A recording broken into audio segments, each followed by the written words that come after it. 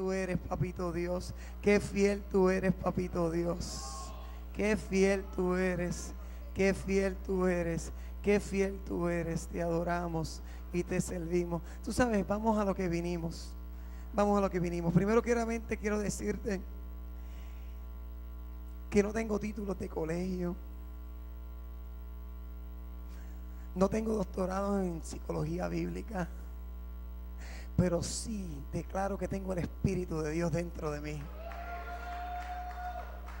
Declaro que hay una palabra que no te vengo a hablar de conocimiento humano, no te vengo a hablar de mis propias ideas, y aunque compartas historias de mi vida, las voy a compartir con el propósito de compartir contigo cómo la palabra de Dios se hizo carne en mi vida.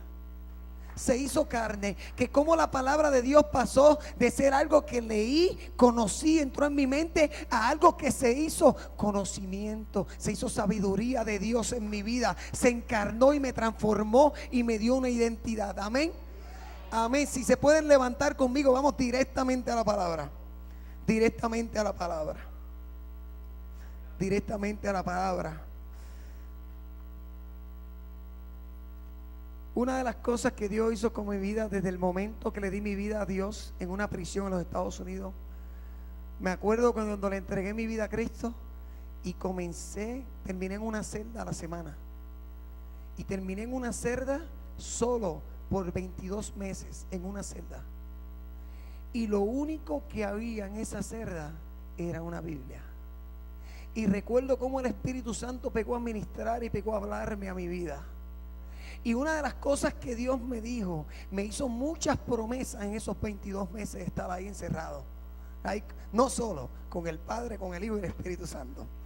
Amén. Estaba bien acompañado. Pero una de las promesas que Dios me hizo fue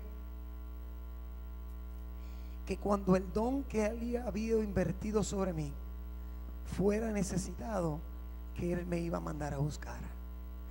Que nunca me invitara a ningún lugar a predicar.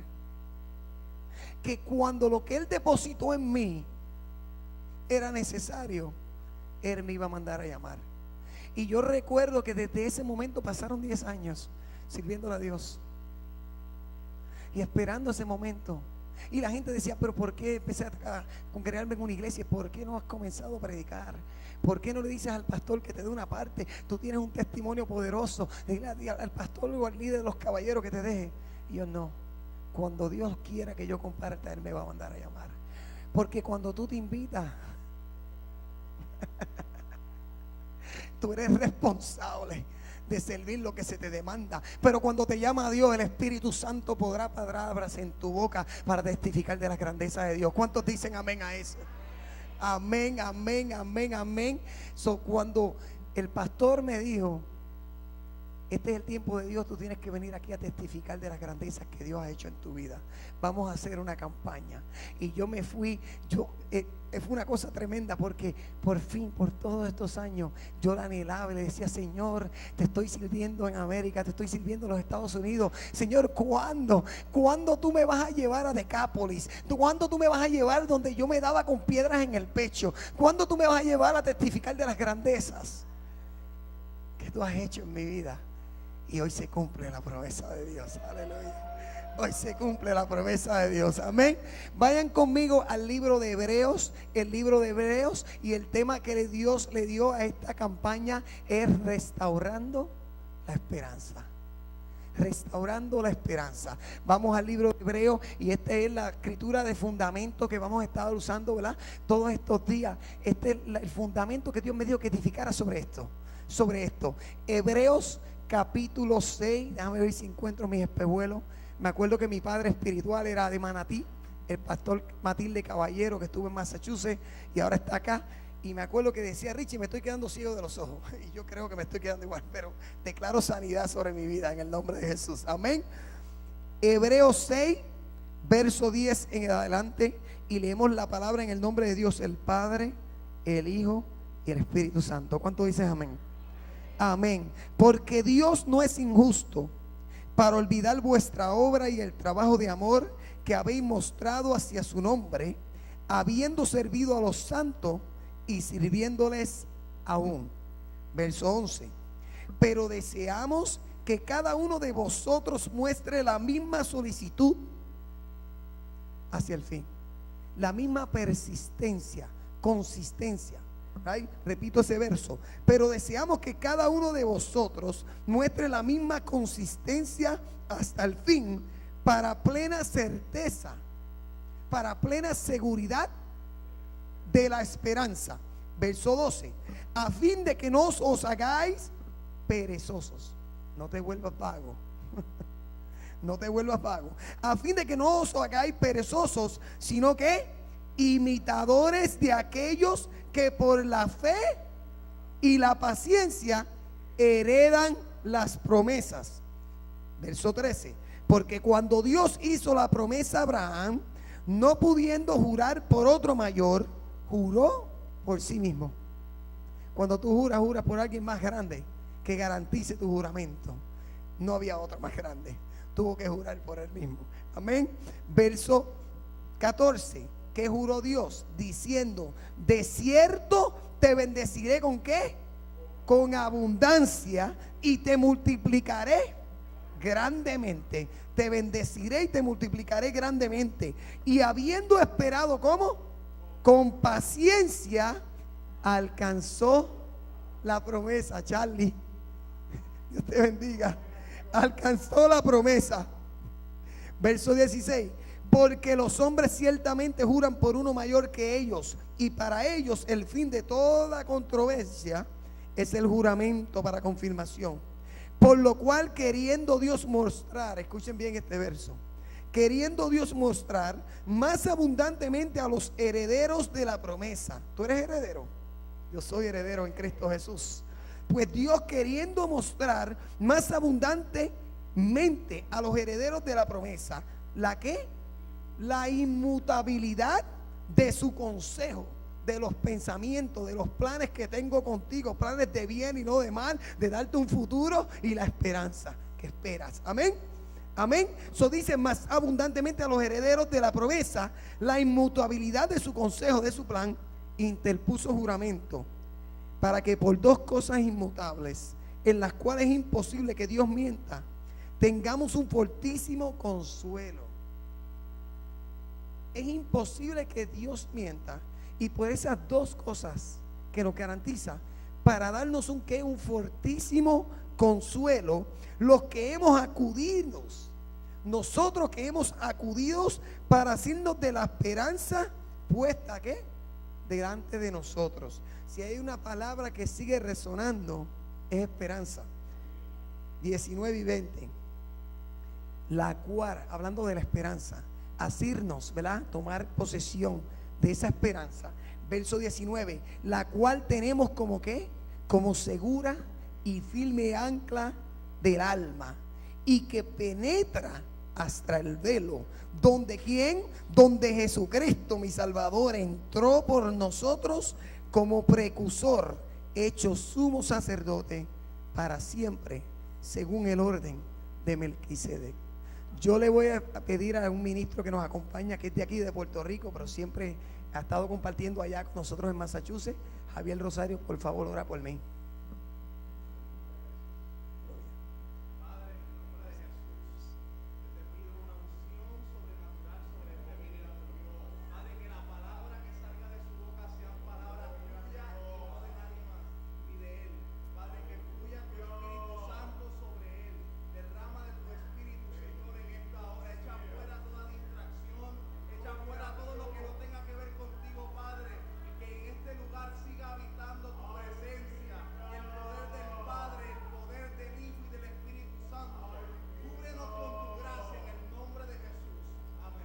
Amén, amén, amén. Pueden sentarse.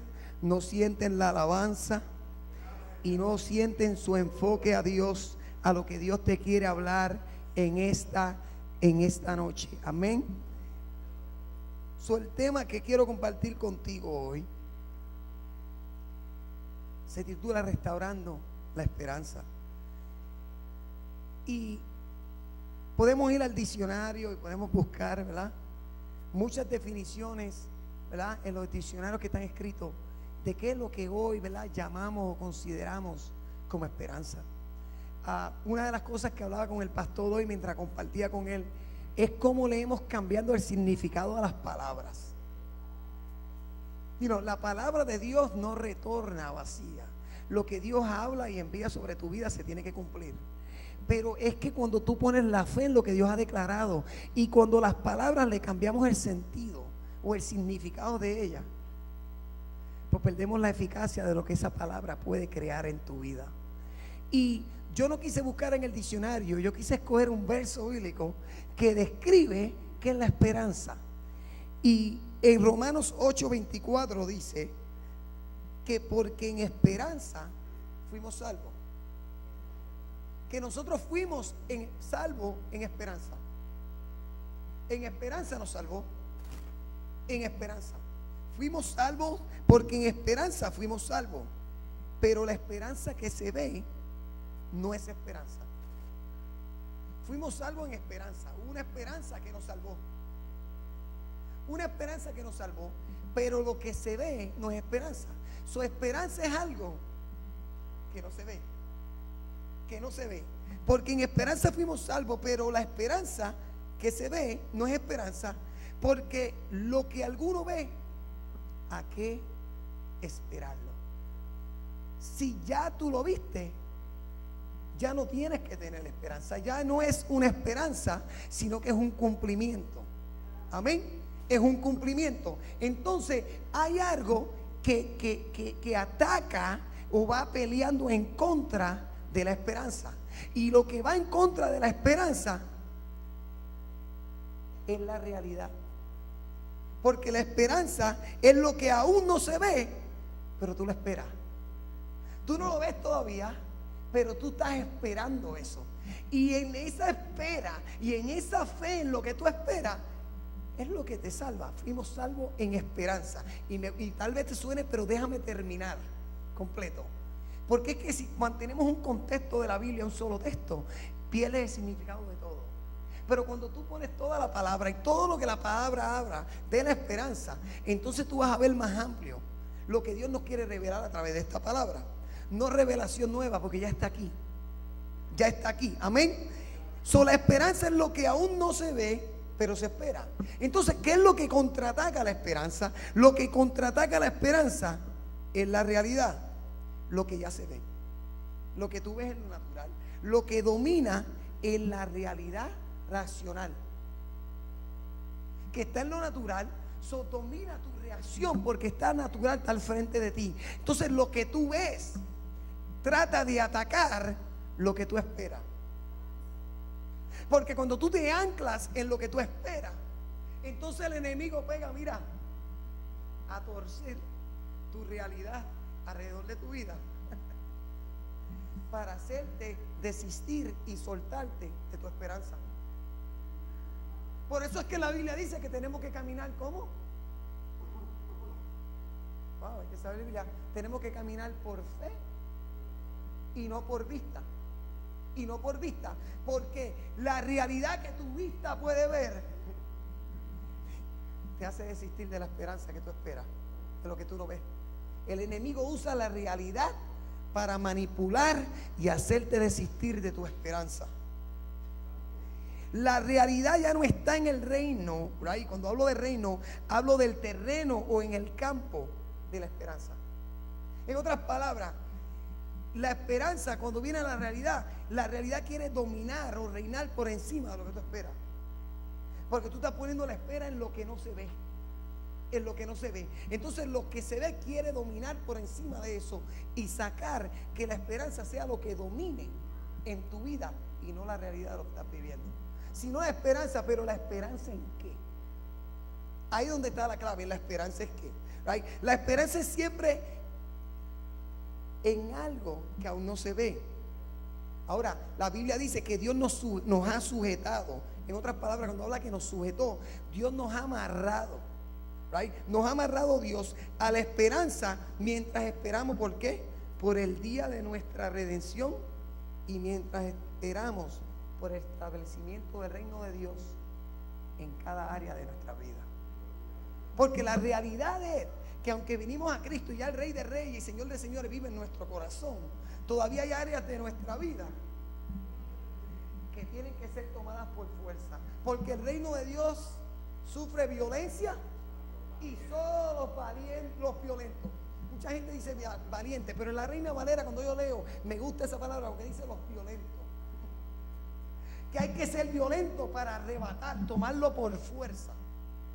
Entonces nuestra esperanza es esa, nuestra esperanza, Dios nos ha amarrado a una esperanza, te amarra a una esperanza de la redención de este cuerpo pecaminoso, de este cuerpo de dolor, que mira, que se levanta por la mañana con unos dolores, que se parece a un Malibú viejo como el que tenía Fredo, que tiene que prenderlo, darle 20,000 patadas y dejarlo que calentar un rato antes de ponerlo en dry. Pero hay una esperanza de que este cuerpo decaído va a ser un cuerpo glorificado. Entonces Dios nos amarra Dios a una esperanza de redención y una esperanza de ver el reino de Dios, ¿right? En cada área, ser establecido en cada área. El reino de Dios ser establecido en mi hogar, en mis hijos, en mis nietos, en mi comunidad, en mi vecindario, en mi familia. Eso es una esperanza que Dios nos tiene amarrado, porque la palabra de Dios dice, hay promesas que tal vez Dios te haga a ti que no son las mismas para mí. De acuerdo al propósito de Dios. Comienza con una promesa que cumple ese propósito en mi vida, hasta que eso se cumpla. Pero hay una promesa que es común para todo creyente. Es común para todo creyente. Una de ellas es la vida eterna. Pero hay una promesa que te quiero hablar, y es que la Biblia dice que todo el que cree en el Señor Jesucristo, ¿ay?, será salvo. ¿Quién? Tú en tu casa. Todo aquel que es creyente tiene esa promesa hecha. Todo aquel que es creyente. Todo aquel que es creyente. Tal vez tus padres no se criaron en el evangelio, pero si había una prima, tercera o cuarta, que creyó en Dios, que creyó en Jesucristo, Dios le hizo una promesa que ella y su casa iban a ser salvos. Iban a ser salvos. Entonces nosotros nos amarramos de esa promesa. Y cuando habla de esa promesa que Dios nos ha amarrado, ¿verdad? Dios nos amarra a una esperanza. En la escritura que leímos, el verso 19 dice, hablando de la esperanza, dice que es la que tenemos como, ¿verdad?, como una segura y firme ancla del alma. En otras palabras, las promesas de Dios, poniendo mi fe y mi esperanza en esas promesas, son el ancla de ¿qué? De mi alma. En otras palabras, es lo que ancla a mi alma. Ahora, la alma la describen de muchas maneras, pero la alma es parte de tus emociones, tus sentimientos y la silla de tu voluntad en tu corazón. ¿Right? La silla de tu voluntad. Entonces el enemigo influencia tus emociones, influencia tus sentimientos. ¿Y cómo él influencia todo esto? Por la realidad. Él cambia cosas en tu realidad que le mandan señales distintas a tus emociones, le mandan señales distintas a tus pensamientos. ¿Y qué tú haces? Te sueltas de la esperanza. Dice que la esperanza es el ancla de nuestra alma. En otras palabras, en nuestra alma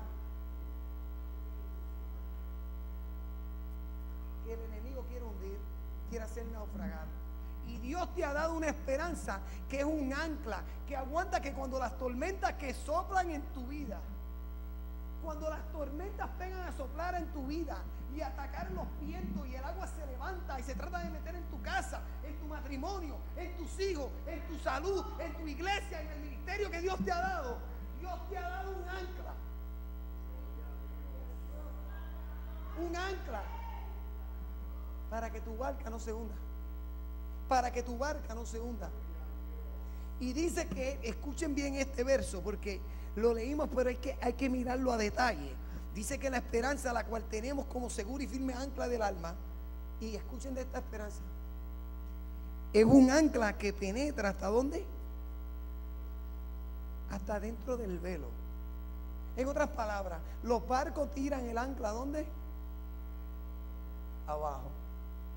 O tal vez lo tiren al lado, de lado. El amigo mío tiene un barco allá, un bote, y a veces el ancla no va directo abajo, sino que va de lado. Y agarra para que entonces tiene que buscar algo de qué agarrar. Pero normalmente no agarra de abajo directo, agarra de lado. Y a veces nosotros ponemos la esperanza. Ponemos la esperanza en cosas que son de abajo, que te ofrece el que está allá abajo. ¿Okay? Ponemos la esperanza en las cosas que Él te ofrece. Los sustitutos, los anclas sustitutos que el enemigo trata de ponerte cuando tu alma se está hundiendo en las emociones, en la duda y en el temor. Pero Dios nos ha dado un ancla, y es un ancla que es nuestra esperanza, ¿verdad? La esperanza en las promesas de Él, pero es un ancla que no va anclado abajo, no va anclado a ninguna cosa guardado de lo que te ofrece esta vida y este mundo, sino es un ancla que está anclado al cielo. Un ancla, escuchen bien, un ancla que ha penetrado el velo. ¿Qué es lo que está detrás del velo? El lugar santísimo, la presencia de Dios. Ahora, ¿quién cruzó y rasgó el velo? Dígame, en iglesia, que hay palabras. ¿Quién cruzó y rasgó el velo? Jesucristo, ¿verdad? Entonces, si Jesucristo es el que cruzó y rasgó el velo, entonces, ¿quién es tu esperanza? ¿Quién es el ancla que se te ha dado? El ancla que se te ha dado se llama Cristo en nosotros, esperanza de gloria.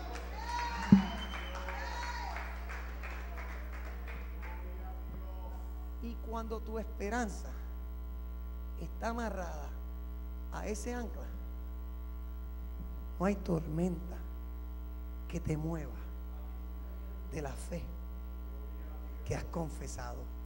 Me encantó el verso que hizo el joven predicador, porque Dios ha estado hablando a esta iglesia con eso mismo.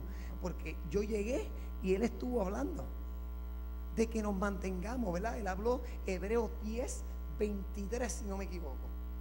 Y el verso 23 decía que nos mantengamos firmes. ¿Y cómo? Sin titubear. Firmes sin titubear. ¿Right? En la esperanza que hemos, ¿qué?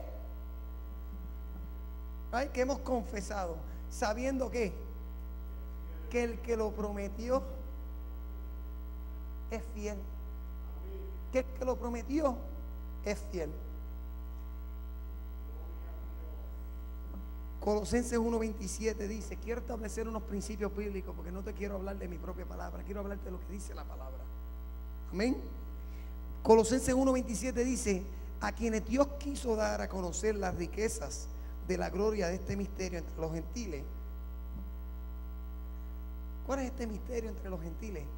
¿Ay? Que es Cristo en vosotros, la esperanza de gloria. Las promesas de Dios son ¿qué?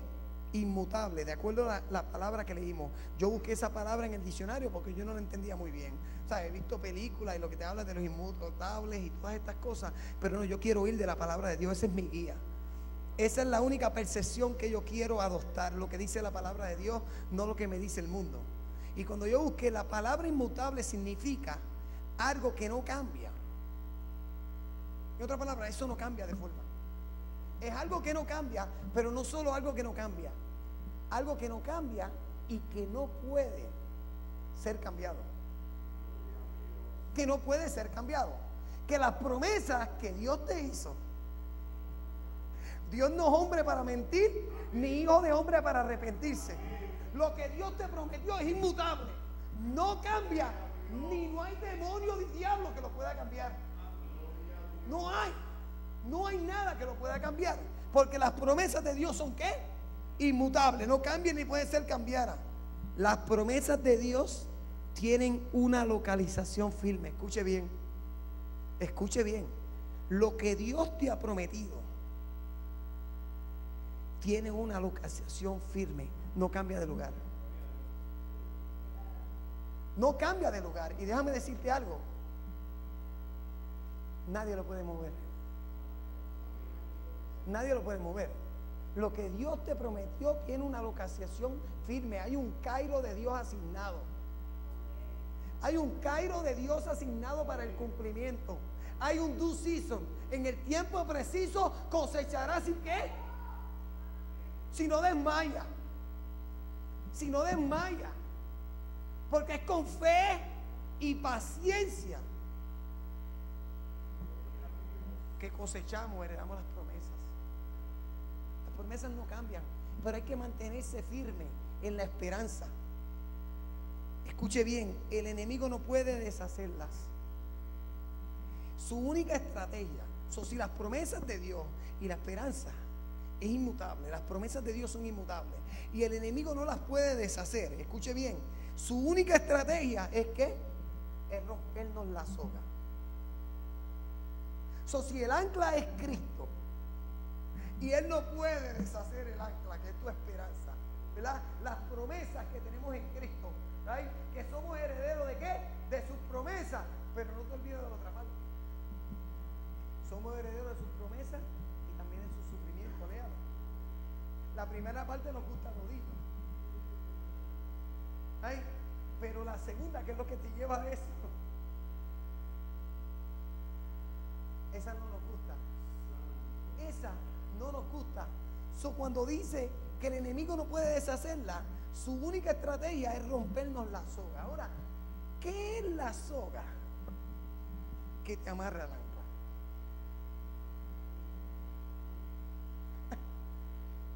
Te pregunto, ¿qué es la soga que te amarra el ancla? Porque si la soga, no sé quién ha ido en botes aquí, pero si se rompe la soga, ¿qué pasa? ¿Ay? El ancla puede ser buenísimo, pero hay algo que te tiene que amarrar al ancla. Entonces, ¿cuál es la soga que te amarra al ancla?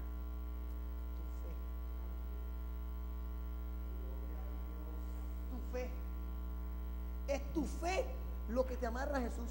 Es poniendo tu fe en Cristo, que Él murió por tus pecados, que Él murió en tu lugar, que Él pagó el precio, que Él cargó tu vergüenza, que Él pagó con su sangre, que su cuerpo fue roto para que el tuyo fuera sano. Entonces es tu fe que te ancla a esa promesa que dice que por sus llagas fuimos sanados. Es tu fe de que Él resucitó al tercer día la que te dice: oh muerte, ¿dónde está tu aguijón? Oh sepulcro, ¿dónde está tu victoria? Se olvida, la muerte es victoria. Es tu fe que te amarra a esa ancla. Te amarra a Cristo, que es el ancla, pero te amarra a las promesas que están con esa ancla, que son todas las promesas que heredamos en Él. El enemigo no puede deshacerla. Su única estrategia es rompernos la soga, la fe que nos amarra al ancla, la soga que nos amarra a ella. ¿Cómo el enemigo hace esto? ¿Cómo el enemigo rompe la soga que te amarra al ancla, que es la esperanza de tu alma? ¿Cómo el enemigo hace eso? Muchas maneras podemos decir, pero mira, nos rompe la soga manipulando la realidad. Porque las personas a veces pasan por cosas en la realidad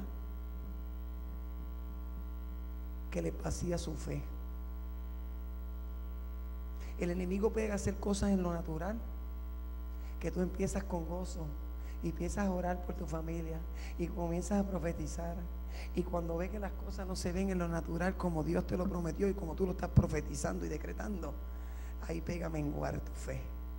Que vas al doctor: ay, soy sana en el nombre de Jesús, por sus llagas fui sano. Oh, pero cuando fuiste al doctor te dio unos resultados que son contrarios al reporte que Dios te da en su palabra, al reporte que Dios te da en tu palabra, que Dios te dice: tú y tu casa serán salvos, y se te muere un familiar. ¿Por qué? Porque es la estrategia que el enemigo usa. ¿Right? Nos rompe la soga manipulando la realidad. Él pega a manipular y a cambiar lo que tú ves. Él comienza no solo manipulando la realidad, pero otra de las cosas que el enemigo usa para romper tu soga en la fe que tú has puesto, ¿verdad? En la esperanza. Otra de las cosas que él usa es atrasando lo prometido. Que lo que Dios te promete, en vez de acercarte, se hace más lejos y más lejos y más lejos. Y tú esperas y tú esperas y tú esperas hasta que se te acaba la paciencia.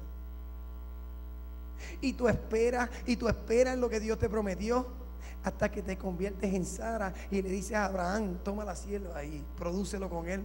Vamos a ayudar a cumplir la promesa. Vamos a ayudar a cumplir la promesa. Porque es lo que el enemigo usa para hacerte caminar en tus obras y no en fe. Hacerte caminar en tus obras y no en fe. ¿Cómo?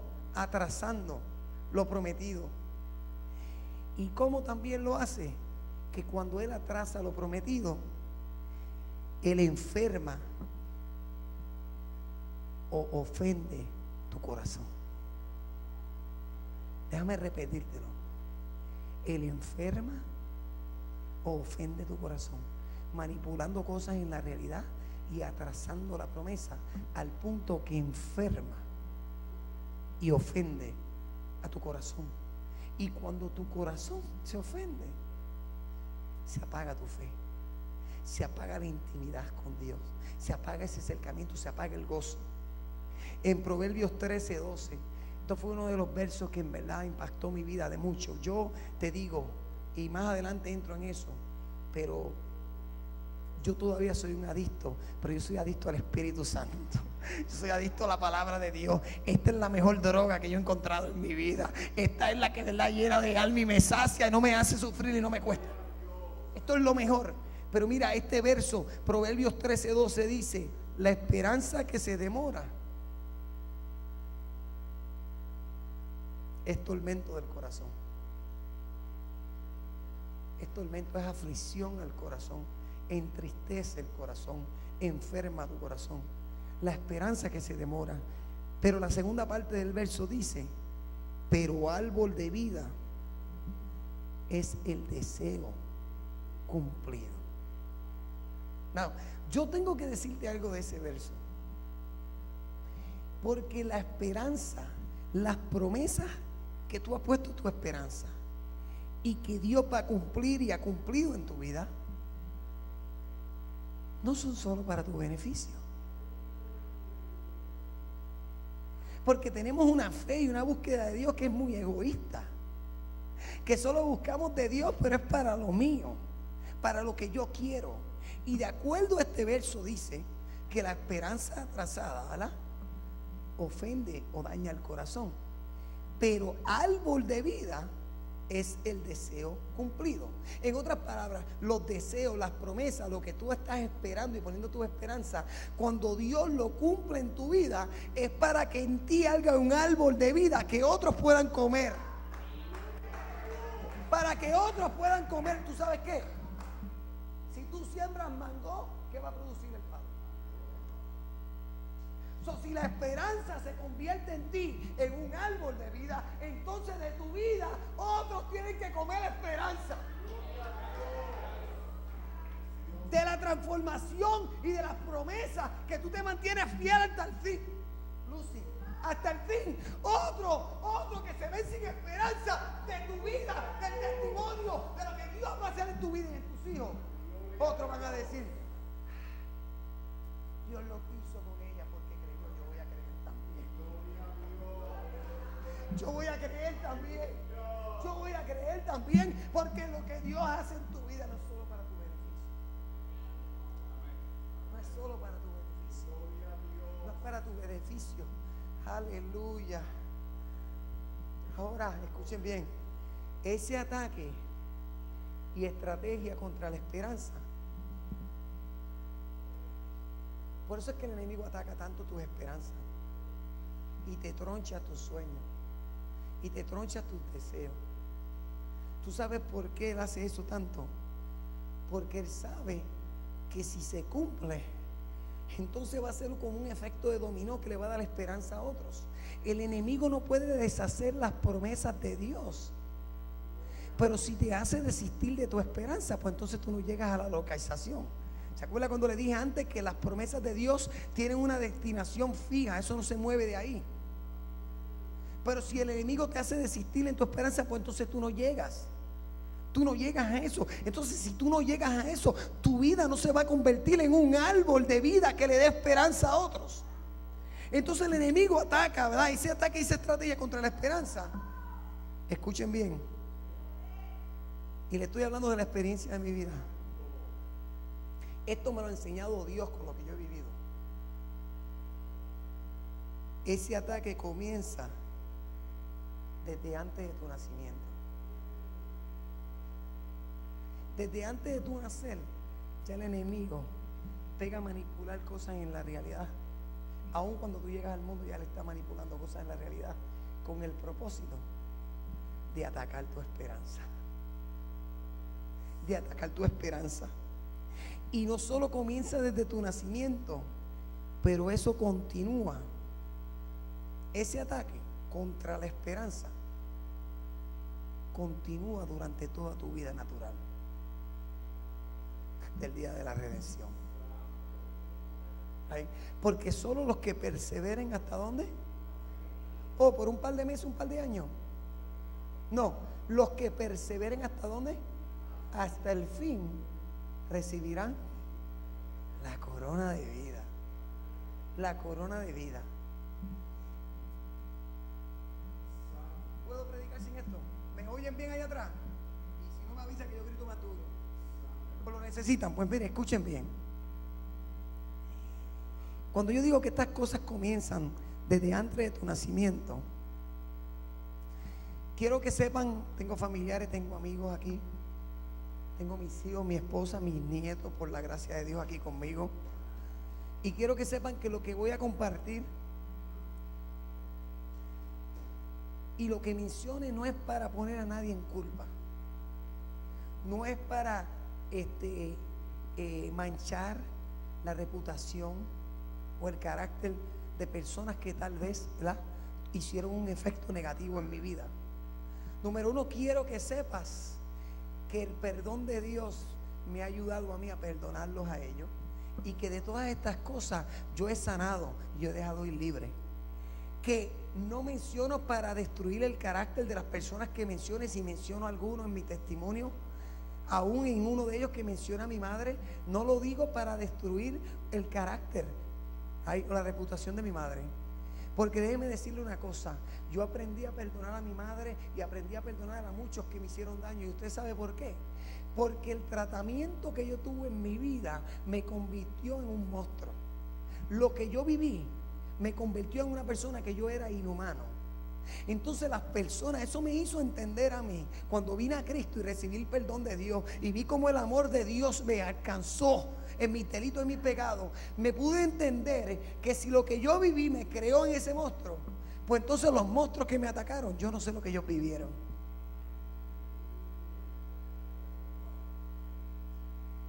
Porque cuando tú entiendes lo que una persona ha vivido, entonces puedes comprender un poco mejor sus acciones. Yo sé que Dios está hablando vidas aquí, porque hoy Dios viene a sanar y a restaurar esperanzas. A restaurar esperanzas. Yo no sé mucho del pasado de mi mamá antes de yo nacer, porque una de las cosas, mi mamá era cerrada. Mi mamá nunca habló del pasado. Ella se ahogaba en él. Se ahogaba en él. Pero yo sí sé, yo soy el hijo de Virginia Ramos.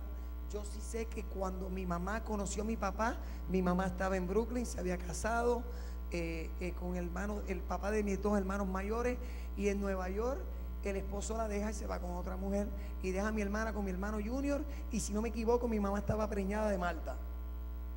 Y ya tú ves como tal vez los sueños, las esperanzas que ella tenía de ser feliz, ya comenzaron a ser tronchadas en su vida. En su vida. Y cuando la esperanza, ¿right?, se atrasa o se rompe, entonces tu corazón se va enfermando, porque tu corazón se va llenando de amargura, haces unos daños emocionales en tus emociones y en tu mentalidad. En tu mentalidad. Y ahí mi mamá conoce a mi papá. Yo no tengo memoria de mi papá. Yo estaba muy chiquito cuando mi papá murió. Yo no tengo ni una imagen de su rostro. La única imagen que yo tengo de mi padre es una foto que mi mamá tenía, que era la foto de la licencia de él. Y era un hombre bien guapo. Yo sé que algún día yo voy a llegar a hacer eso. Pero mi papá tenía toda la cabellera y era toda gripe. Ya veo lo que estoy pagando. Pero mi mamá conoce a mi papá. Por lo que pude escuchar de mis hermanos, mi papá era un hombre que era amoroso con mis hermanos, pero mi papá tenía un problema con el alcoholismo. tenía un problema con el alcoholismo. Mi mamá ya había problemas también con ella, con el alcoholismo, los sufrimientos, cómo los medicinaba. Porque cada vez que tus esperanzas son tronchadas, el enemigo te pondrá sustitutos para librar el quebranto que la esperanza trazada ha dejado en tu corazón. Ha dejado en tu corazón. Y comienza mi mamá y conoce a mi papá, y él tenía ese problema, era alcohólico. Era buen, mi hermano me dice que fue como un padre para ellos, ¿right? Que los amaba, que era un buen proveedor, pero era alcohólico, llegaba borracho a la casa y agredía mucho a mi mamá.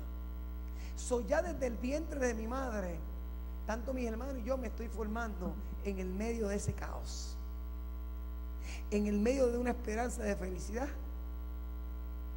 que estaba siendo destruida. Y por lo que digo, no me acuerdo si fue exactamente cuando yo tenía como 2 años de edad. Mi padre trabajando, se cayó una nevera, por lo que me contaron, ¿right? Se cayó una nevera, le dio en el casco y le dio a mi papá un derrame cerebral y murió en Nueva York. Ya mi mamá viene con la esperanza de un matrimonio que se rompió, y ahora entra otro matrimonio y enviuda, porque la esperanza trazada enferma el corazón, enferma el corazón. Y cuando entonces está en viuda, no sé, porque era muy pequeño para entender las emociones de lo que estaba sintiendo, pero ahí coge un seguro de vida de mi padre. En la amargura de eso, no sé lo que había vivido antes, porque no sé de su pasado, pero yo sí sé de estas cosas que vivió durante mi vida, y creo que eso le amargó tanto el corazón que mi mamá se convirtió en una persona que el que la conoció. Mi mamá, yo decía que era como bipolar. Mi mamá te daba un beso ahora y después te entraba puño en un instante, ¿verdad? No estoy diciendo, y no digo esto para difamar el carácter de mi madre, es para enseñarte lo que pasa cuando tus esperanzas son en cosas que el enemigo puede romper. Lo que hace en tu carácter, lo que hace en tu carácter. Y mi mamá, con la amargura completamente, toda la familia de mi padre estaba ahí. Conoció a este hombre que se llamaba Ramón.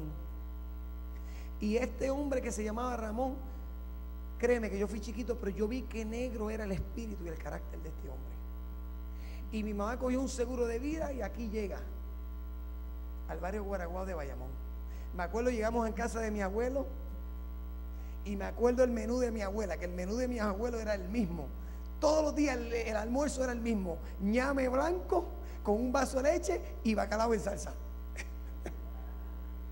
Desde que la conocí hasta que partió al cielo, ese almuerzo, ese menú no cambiaba. Cuando estaba preso, que me daban lo mismo, me consolaba. Sabía que mi abuela también vivió lo mismo. Pero, aleluya.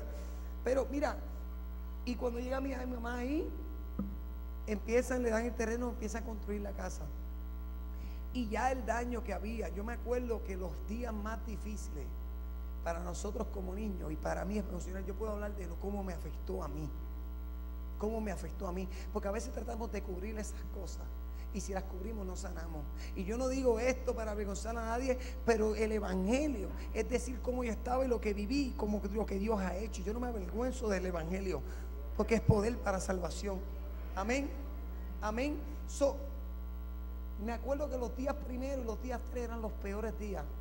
Como niño, toda la tensión que había en mi casa, los abusos físicos, abusos emocionales, y lo digo bien claro, de parte de este hombre, hasta abusos sexuales en mi hogar, en esa casita, en ese valle donde nadie veía, con mis hermanas, conmigo personal, y lo que eso hacía el carácter de mí desde niño.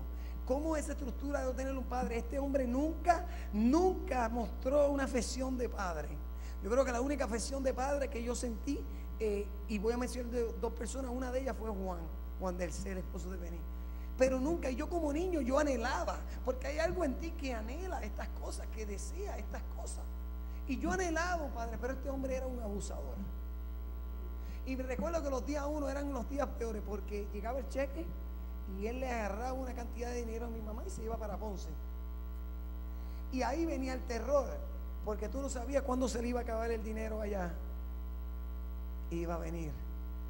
Cuando se le acababa el dinero, venían las noches, y yo tengo memorias vivas en mi mente, que a la 1, a las 2 de la mañana yo dormía en un caucho. Vivíamos en el primer piso, todavía el segundo piso no estaba hecho.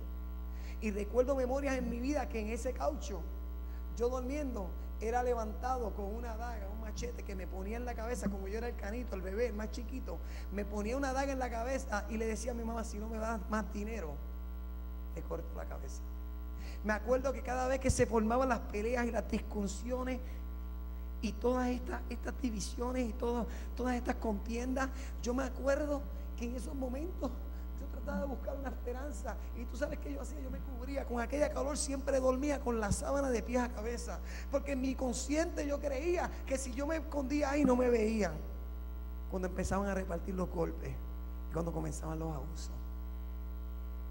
Y llegó un momento en mi vida, créeme, que ya esa sábana no podía cubrir. Esa sábana se convirtió en otro sustituto. Esa sábana se convirtió en la heroína. Esa sábana se convirtió en el crack. Porque tratamos de buscar acudir a otras cosas que nos prometen una esperanza de resolver lo que sentimos. Recurrimos a otras cosas que nos prometen una esperanza que te van a hacer sentir bien. Acurrimos a otras cosas que te prometen una esperanza de que van a cambiar la situación. Que si te buscas otro marido, que si tienes un trabajo mejor, que si te pones a vender droga y buscas más dinero. ¿Sabe? El enemigo te pone todos estos sustitutos de esperanza. Él tiene sus anclas. El enemigo tiene sus anclas. Cada vez que la vida sopla, él te va a ofrecer otras anclas. Pero son anclas que te van a anclar al pecado, a un camino de perdición, que el final de él es ¿qué? Es muerte. Recuerdo que ese hombre salió un día y no volvió. En una de esas salidas salió y no volvió. Y por lo que nos enteramos, lo habían matado, lo mataron en Ponce. Y en el medio de todo eso, la disfunción de mi mamá, la disfunción, el anhelo de tener una afección a alguien que la amara. Y salía mi mamá y bebía y iba a improvisar, y iba a los clubs. Me acuerdo que nos llevaba y nos dejaba en el carro, nos sentaba en una mesa. Pero era lo que ella estaba acudiendo. Yo no entendí lo que ella vivía, lo que ella sentía para acudir a eso. ¿Quién soy yo para juzgar eso? En un momento de mi vida lo juzgaba, pero cuando yo resulté haciendo el mismo pecado, pude entender y pude aprender a perdonar a mi madre. Y quiero decirte esto de antemano, lo que diga de mi madre, quiero decirte que mi mamá falleció 3 años atrás. Falleció con todos sus hijos allá en Estados Unidos, con todos sus nietos. Vio a sus hijos sirviéndole a Dios a tu oído, y mi mamá murió en mis brazos con una sonrisa en su rostro. Porque créeme que en Dios las cosas no terminan como comienzan. En Dios las cosas no terminan como comienzan. Pero me acuerdo que llega un hombre, conoce a este hombre, y este hombre se llamaba Martín Ávila. Y Martín Ávila era un hombre que se pasaba peleando, se pasaba en las barras, allá en La Vega, en Bayamón, pero cayó preso y tuvo un encuentro con Dios. Y este hombre salió, y cuando este hombre salió, este fue el primer, ¿tú sabes lo que es un spark? Ahí la primera mecha, ¿ah? La primera chispa de la esperanza. Yo me acuerdo que en la escuelita iban, yo veía a los padres llevar a sus hijos en sus carros, yo veía a los padres llevar a sus hijos en caballos, y yo me acuerdo cuando yo anhelaba tener un padre que me llevara a buscar a la escuela, que me llevara. Cuando yo anhelaba eso, y llega este hombre. Y cuando este fue el único hombre que trajo amor a mis hermanos. Yo era el bebé más chiquito. Y este hombre, olvídate, yo creía que yo había encontrado un sueño, que la esperanza que yo llegó, que por fin se cumplió, que se hizo realidad. Me acuerdo que trabajaba con el municipio y empezaron a construir el Parque de la Ciencia. Y como yo era el canito, el consentido, él me llevaba con él en el carro, aprendió a guiar. Y se compró un carro y me llevaba al Parque de la Ciencia con él cuando trajeron los animales del zoológico que habían cerrado en Mayagüez. Entonces no habían abierto el parque, pero ya habían mandado un montón de animales, y uno de ellos era un hipopótamo, que él le tenía nombre y todos los nombres eran de familiares. Pero mira, me llevaba mientras él trabajaba, y yo pasaba todo el día con los monos que estaban en las aulas, con el hipopótamo. Qué momento más feliz. Yo creía que había encontrado la felicidad y lo que yo anhelaba de padre. Pero el enemigo siempre ataca tus esperanzas. Y cada vez que las ataca, tu corazón se enferma más y más y más. y más y más y más. Y hubo una contienda familiar, y en esas contiendas familiares hubieron unas acciones de mi mamá que no fueron correctas. Y no murió mi abuelo, y ya había unos conflictos entre ella y su tío. Y mi mamá, por la dureza, porque es que cuando las esperanzas se rompen, te endurecen el corazón. Tu corazón se convierte de piedra. Se convierte de piedra, te amarga el corazón. Y no te amarga, te crea raíces de amargura. Y las raíces se siguen expandiendo a otros terrenos que no tienen ni culpa. Ni culpa tienen esos terrenos. Pero se montó un conflicto familiar y mi mamá a propósito decidió que mi abuelo lo velara en casa. Y había un propósito de eso. Y hay familiares, yo tengo que compartir esto. Porque es que hay algo que Dios quiere hablar a tu vida. Y con ese propósito, el propósito era de que ella no iba a permitir que su tío entrara a ver a su hermano. A ver a su hermano. Y me acuerdo que su tío, no estoy para mencionar nombres, pero su tío, yo recuerdo, ese hombre no pudo entrar a ver a su hermano, a darle su último pesar. Y ese hombre se quedó bebiendo en ese negocio de Flor Nieve esos 3 días. Y recuerdo cuando bajaba el funeral, que fue salir el funeral para ir a los cipreses, yo no me bajaba del carro de Martín. Yo, por donde quiera que ese carro prendía, yo me montaba, ese era mi papi. Y ese día, cuando llegó el momento de irnos, Lizzy me dijo, vente conmigo. Y yo me fui con Lizzy. Y él fue el último en cerrar el portón, y cuando bajó, ¿qué hizo el padre? Esta persona vino, porque sus esperanzas también fueron tronchadas, y le disparó y lo mató. Recuerdo estar en el cementerio y enterrando a mi abuelo. Yo soy un niño. Cómo las esperanzas rotas te rompen tu identidad. Y recuerdo enterrando a mi abuelo, viene la policía y dice, señora, usted tiene que ir a identificar el cuerpo de su marido. Me acuerdo que a nosotros nos llevaron, yo ni recuerdo porque el dolor a veces te borra hasta la memoria. Pero recuerdo que yo llegué a casa y fui a la cama de él y cogí el sombrero que tenía, que él se ponía, que huelía a él. Y como niño yo lloraba en esa cama. Y yo decía, ¿por qué? Y tú no te imaginas cómo eso dañó mi corazón. Me mató, me hizo sentir que no había valor en mí, que no había nada de valor en mí. Y eso me iba a matar mi identidad. Recuerdo en otro momento que aún entre todas las cosas de mi mamá siempre había algo bueno. Ayer hablaba con mi tío Fredo, que aún en la vida que vivía, ¿no, verdad, Fredo? Todavía había una compasión y había un corazón de bondad ahí. Pasa que el enemigo lo estaba enterrando con piedras, ¿sí? Pero dentro de nosotros había un corazón que amaba. Y mi mamá, en el medio de sus defectos, sí, cuando cambiaba de canal amaba a todo el mundo, pero cuando cambiaba de canal, así mismito como te amaba, te odiaba. Te odiaba. Y recuerdo que una vez llegó una persona en el vecindario, porque a veces ponemos esperanza en la confianza, y llega un momento que las personas te rompen la confianza que tú pones en ellos, y ya tú no tienes esperanza. Tú no pones esperanza en el amor. Tú no pones esperanza en las promesas que otros te prometen, porque ya has sido tronchado, has sido traicionado tantas veces. Y recuerdo que una vez mi mamá viene y me manda con un plato de comida que le lleve a este hombre. Y yo recuerdo porque era un plato y tenía papel de aluminio puesto por encima. Y mi mamá me envía que le lleve este plato de esta comida a este individuo. Y cuando yo le voy a llevar el plato de comida a este individuo, él me dice, sube. Y cuando yo subo, había un rifle en la mesa, habían cuchillos en la ventana.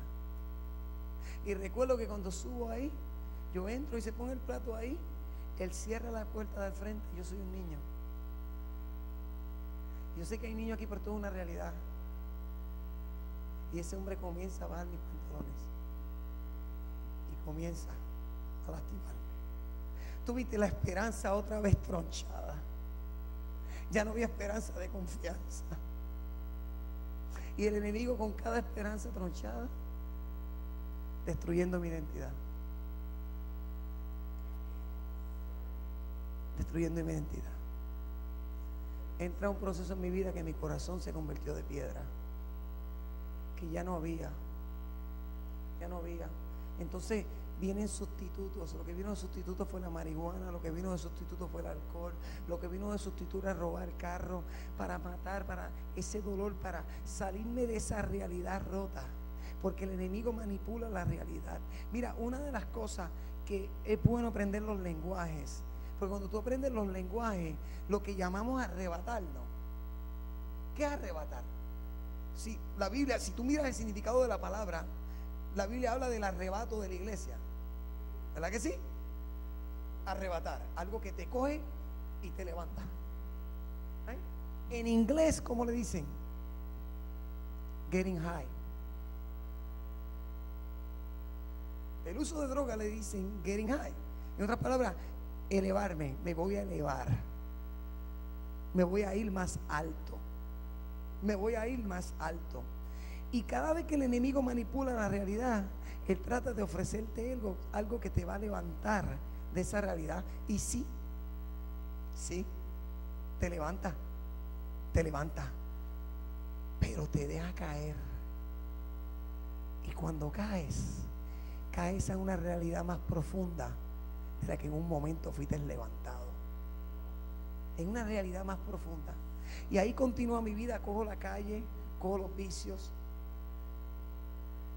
anhelando un hogar, pero ya llegó un momento que mi corazón fue tan empedrecido que ya estaba con una coma espiritual. Recuerdo, y lo digo y no lo digo para bajar, pero esto es una realidad que tenemos que despertarla. Recuerdo que cuando yo estaba en ese sufrimiento, llegó un momento que mi mamá trajo otro hombre a mi casa que vivía en La Peña, y ya mis hermanos estaban cansados. Y me acuerdo que le dijeron: no, ese hombre para acá no viene. ¿Y qué hizo mi mamá? Empacó la bolsa, recuerda, y se fue para La Peña. Otra esperanza tronchada. Otra esperanza tronchada. Otra puñalada, otra piedra para matar el amor y la esperanza en mi corazón. Y comienzo una vida de adicción. Temprana edad, ya estaba en la juvenil, haciendo crímenes, ¿sabes? Porque tú solo das de lo que tienes. Y del odio y del rencor y de la miseria que tenía dentro, eso era lo que repartía. Eso era lo que repartía. Cayendo en los vicios. Y digo esto, y no lo digo para bajar, sino para despertar conciencia.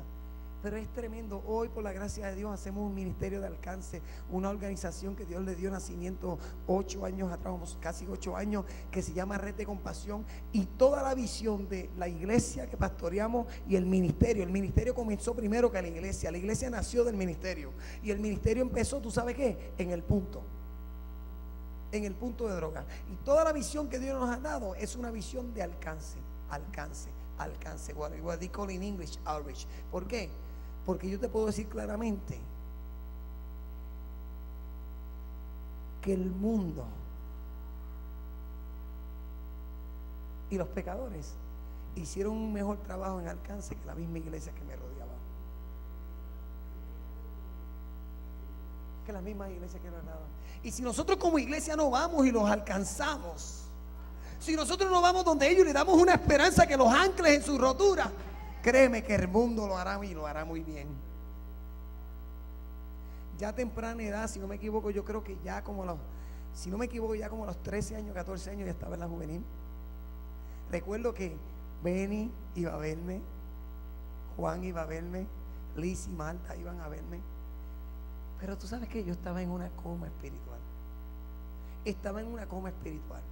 No despertaba, no podía reaccionar a lo que se me hablaba. No podía reaccionar. Recuerdo que en ese proceso yo vi a mi tío Juan en el alcoholismo. Yo vi la vida, y después, aunque ya yo estaba en el mundo y fugándome de la juvenil y entrando otra vez de nuevo y crímenes aquí y allá, y ya llegó el momento que estoy adicto a la heroína, inyectándome heroína de bien temprana edad, yo veía a mi tío Juan cómo empezó a la iglesia, cómo le dio su vida a Cristo. Yo veía cómo empezaba a perseverar y volvía y caía otra vez, pero volvía otra vez y se levantaba. y se levantaba otra vez. Y aún aunque yo estaba en una coma, yo recuerdo que hubieron momentos en mi vida, en Estados Unidos, hubieron muchos momentos que yo estuve en intensivo. Llegó un momento que tuve 3 meses en intensivo entubado. Y yo recuerdo que aunque yo no podía reaccionar, mi consciente no podía mover mi consciente. Mi cuerpo, yo escuchaba, yo no podía reaccionar a lo que escuchaba. Yo mandaba la señal y el cuerpo no la cogía. Pero en mi subconsciente yo escuchaba. Y yo miro eso, yo miraba que así estaba mi vida. Mi vida estaba en una coma espiritual. Pero en una coma espiritual yo escuchaba la palabra que sí me hablaba. Yo escuchaba lo que Juan siempre me decía: cree en el Señor Jesucristo y serás salvo tú y tu casa. Mi tío siempre me decía ese verso. Siempre declaraba ese verso sobre mí: serás salvo, ustedes van a ser salvos, ustedes van a servir a Dios, ustedes pueden cambiar en Cristo. Y yo no podía responder a eso. Mi cuerpo no podía coger la señal del Espíritu, pero sí estaba formando algo en mi subconsciente. Había una semilla de fe que estaba siendo sembrada. Recuerdo que llega el momento y ya estoy en el 88, si no me equivoco. Ya en ese 88, todos los crímenes que hice, me acuerdo que cuando me fui fugado para Estados Unidos, viré para atrás. Y cuando viré para atrás, termino preso. Ahí cargo en Miramar, estoy en la cárcel de adultos. En la cárcel vivía miserable. Eso, ni la cárcel me podía parar de inyectarme droga y de vivir la vida que vivía. No podía parar. Y recuerdo que ahí tenía un resentimiento, porque el diablo tira la piedra y le echa la culpa a Dios. Tenía un resentimiento, decía: ¿qué clase de Dios? Y aunque se me sembraban semillas de fe, el enemigo hacía algo en lo natural para arrancarlas. Y me acuerdo que yo decía: yo no creo en Dios. ¿Cómo va a haber un Dios que me permitió vivir todos estos abusos? No permitió nunca tener un padre ni una madre, y mira la vida. Y me acuerdo en aquel tiempo me sentenciaron y me dieron 20 años en la corte de Bayamón y me dieron 21 en la de Cagua, por todos los asaltos y los delitos que tenía en la de Cagua. Y me acuerdo que en el 93 lo que llevaba eran como 5 años. Llegué en el 88 y caí. Llevaba como 5 años y 9 meses. Y me acuerdo que estaba en la máxima, en la 292. Y de ahí pues tú no podías salir, era máxima seguridad. Pero al lado estaba la cárcel 308. Y en el bloque que yo estaba, la ventana quedaba para el parque de la 308. Y no sé qué iglesia, pero había una iglesia que hacían unas campañas y montaban una tarima en el parque y predicaban con bocina, y los bloques de la cárcel mediana podían bajar al servicio al parque. Pero yo estoy en una celda de máxima seguridad, yo no puedo llegar allá. Pero qué tremendo, por eso es lo que se hace afuera es tan poderoso. Predicar la palabra fuera de las paredes, porque tú no sabes quién la va a oír. Tú no sabes quién la va a oír. Aún en tu carro poniendo una prédica y una alabanza cuando estás en la luz con la ventana abierta, tú no sabes quién va a oír y quién va a recibir la esperanza. Pero recuerdo que estaba en esa celda amargado. Lo que llevaban 5 años y 9 meses y me quedaba un montón, con todas las heridas, con todo el resentimiento. Y pegaron a predicar de este Dios que era un buen padre, de este Padre celestial, de este Padre de oportunidades. Y recuerdo que no fue una oración, sino que fue un insulto. Y le digo: Señor, si tú eres ese Dios que están hablando esta gente, la vida a mí no me ha mostrado eso. A mí la vida me ha mostrado lo contrario. Y si tú eres ese Padre amoroso que tú dices, yo no he tenido padre, ni he tenido vida, ni la voy a tener la felicidad por un montón de años que me faltan. Y si tú eres ese Dios que ellos están hablando, muéstramelo, porque tú no has hecho eso. Le digo a Dios. A la semana me dicen: empaca tu maleta, tus bultos, cosas por González, que tienes transfer. Digo: bueno, voy para otra máxima. Y de ahí me sacan y me mandan para Guabate, un preso máxima que todavía me quedaba una retragilla de años. Me mandan para Guabate.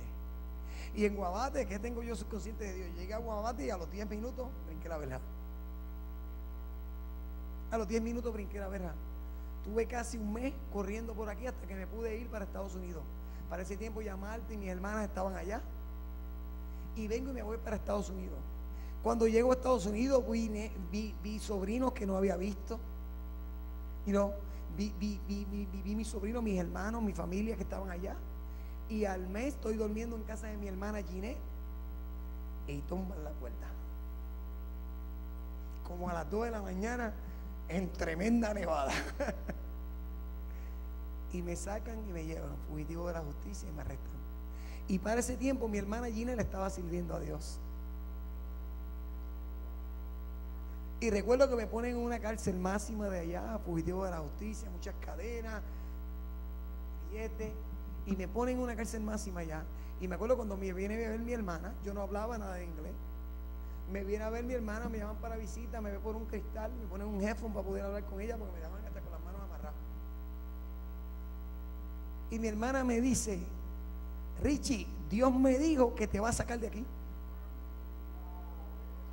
Comienza a declarar una promesa.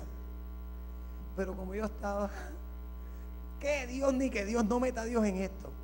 Le digo yo a mi hermana: no metas a Dios en esto, que yo le debo un montón de años y ahora son más. A Dios no lo meta en esto. Y ella me dijo: no, yo te digo lo que Dios me dijo. Dios me dijo que te va a sacar de aquí. Me acuerdo que se fue y me fui, me llevan. Cuando me están llevando al bloque, veo una ventanita finita. Y antes de meterme a la celda, yo miro por la ventana. Y cuando miro por la ventana y miro al cielo, recuerdo el mensaje que yo oí por la ventana de la 292. Y recuerdo lo que yo le dije a Dios. Y recuerdo que en ese momento miro al cielo y le digo: mira, Dios, yo sé que yo me voy para Puerto Rico, porque yo no tenía fe, yo no sabía la idea de lo que es tener fe. Le digo: yo sé que yo me voy para Puerto Rico, que de esta no me salva nadie, pero Dios, esta vez me voy para Puerto Rico sabiendo que tú eres Dios. Gracias por dejarme ver a mi familia. Y sigo en la misma identidad rota, en la cárcel, en lo que todo sabía: pelear, meterme droga, abusar, hacer todas estas cosas, para medicinar todo ese dolor y toda esa amargura que había dentro de mí. Llega un momento, llega el abogado y el abogado me dice: mira, yo hablé con tu familia, la separación y lo que ustedes han vivido. Y el abogado me dice: mira, no firme la extradición, para que por lo menos tenga un par de semanas más acá para que tus sobrinos y tus hermanos te vean. Está bien, no voy a firmar. Comienza el proceso de la extradición, y cuando comienza el proceso de extradición, cuando llega el último de la extradición, Puerto Rico viene y renuncia a los derechos sobre mí. Y a los 3 meses me sueltan. Me sueltan. Cuando me sueltan, yo salgo todavía con la misma identidad, porque hay fortalezas. Escuchen bien. Hay fortalezas que amurallan la identidad rota que la vida te ha dado. Y estas fortalezas son derribadas con marronazos de la gracia de Dios. Y a veces un marronazo no lo hace. A veces Dios tiene que seguir marronando esas murallas con otro martillazo de gracia, con otro martillazo de gracia. ¿Y qué es la gracia? La gracia es un regalo o un tratamiento no merecido. Es cuando te dan un tratamiento que tú no te mereces. Y ahí comienza Dios. Yo le dije a Dios: Señor, muéstrame quién tú eres, porque la vida no lo ha mostrado. ¿Y cómo comenzó Dios? Que cuando yo me merecía lo peor, comienza Dios a darme lo que yo no me merecía. Que cuando yo trabajaba para ser despreciado, Dios me abrazaba más profundo.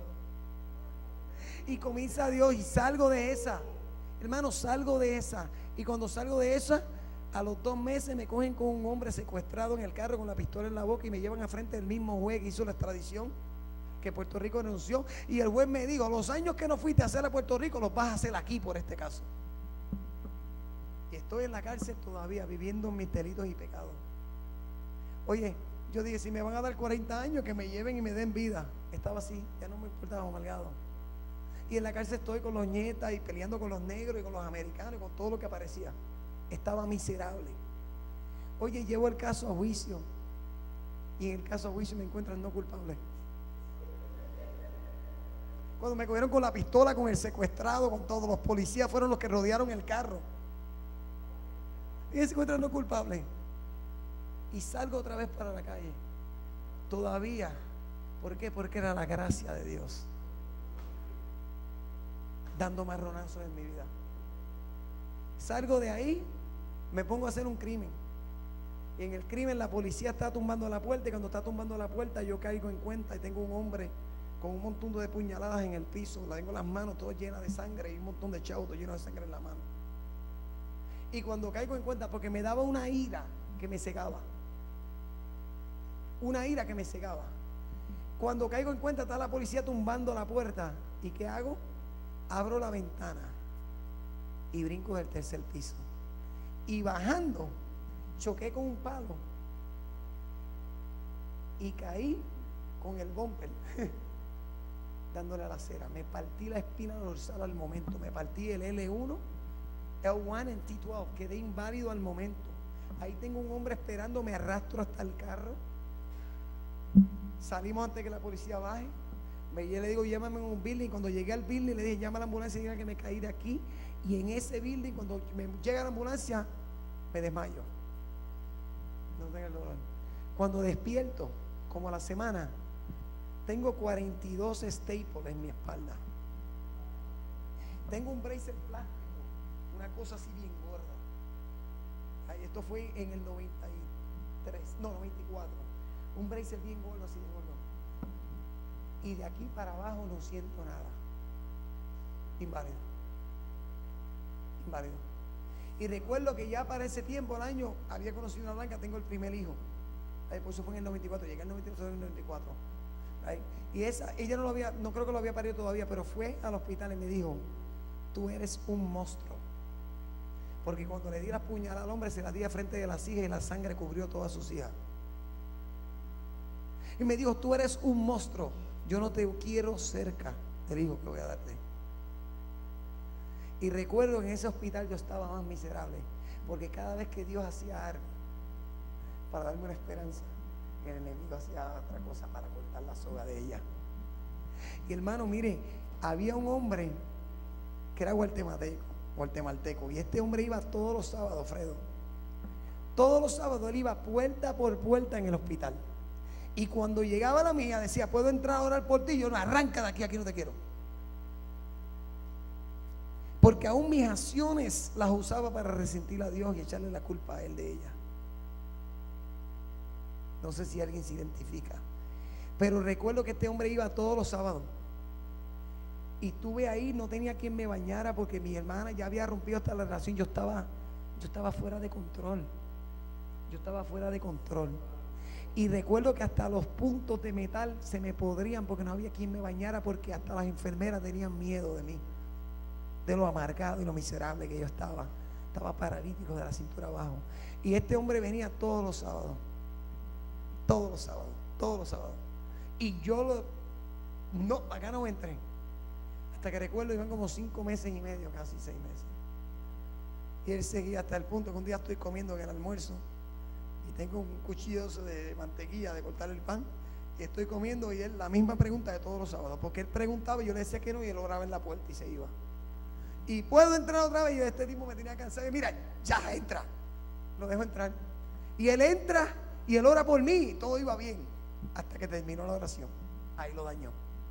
Me dijo, el Señor dice que te va a levantar y te va a hacer caminar de nuevo. Mire, hermano, estaba tan ciego que no podía recibir ni las promesas de Dios. Coge el cuchillo, le tiro hasta con el cuchillo y digo, arranca de aquí, lo boto del cuarto.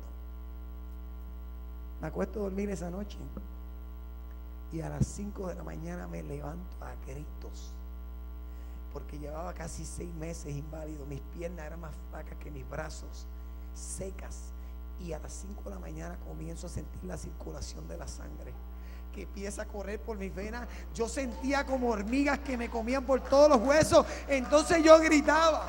Oh sí, porque a veces no creemos, pero cuando estamos en dolor decimos Dios rapidito. Ay, pegaba a gritar y decía, Dios mío, quítame las piernas, no las quiero. La gracia de Dios dando otro martillazo. Salgo de ahí, me acuerdo, llegué en casa de mi hermana Y cuando llegué a mi casa de mi hermana, ella me iba a dar gracias de nuevo y dejarme entrar, y el seguridad dijo, aquí no te queremos ni en el proyecto. Y me botan. Termino otra vez en la ministry con muleta y un bracer, metiéndome droga, buscando el consuelo. Y recuerdo que en ese tiempo caigo preso.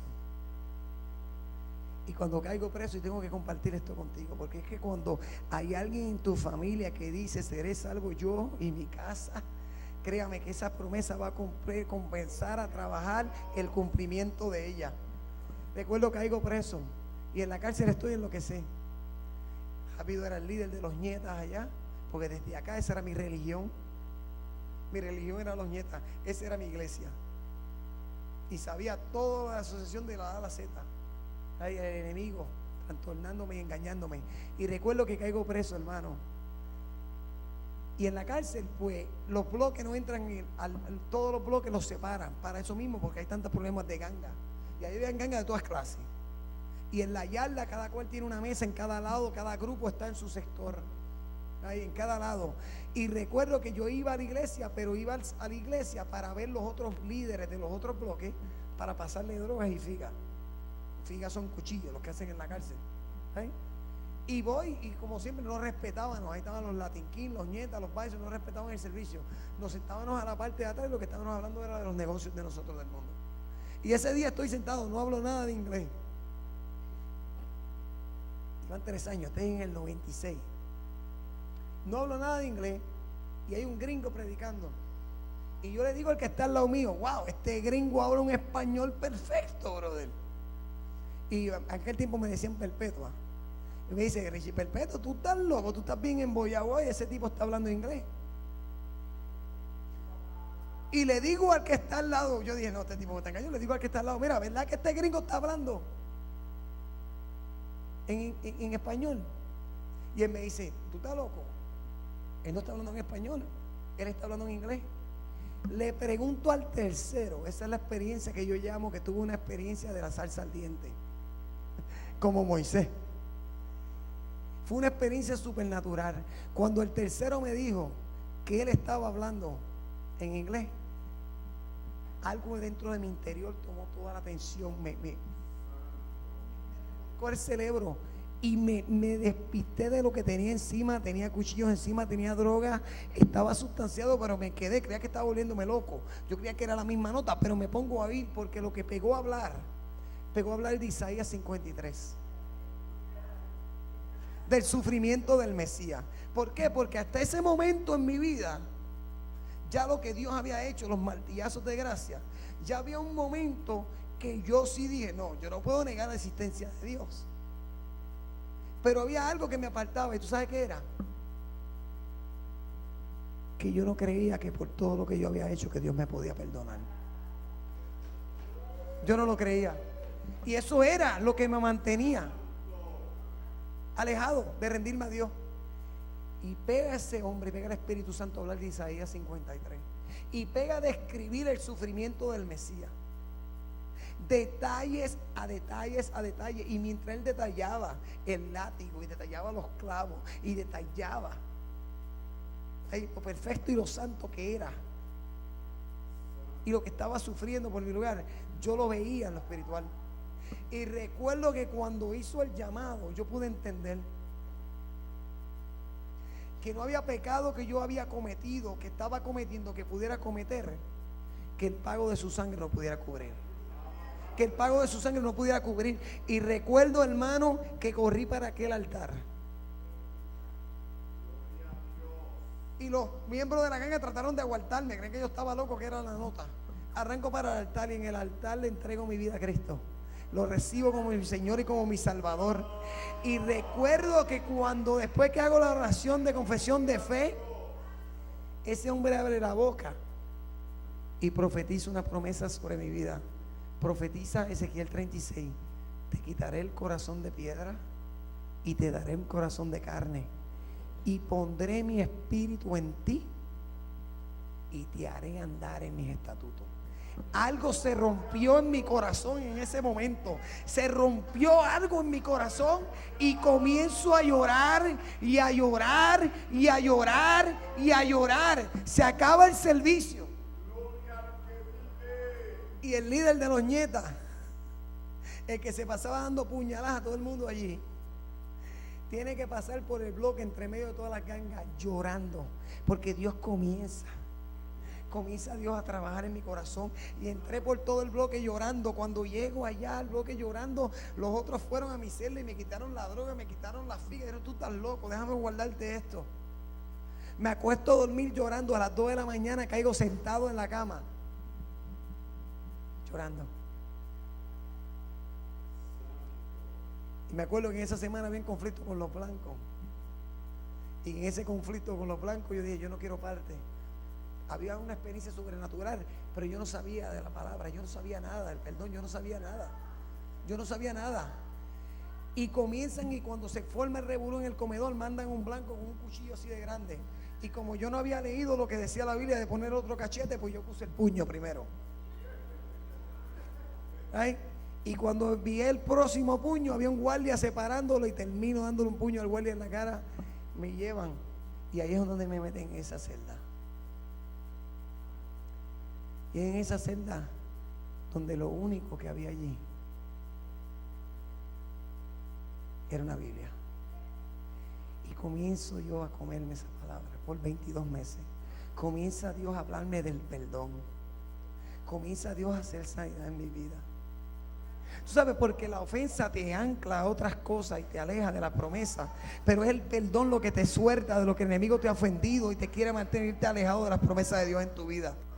Comienza Dios a obrar en mi corazón.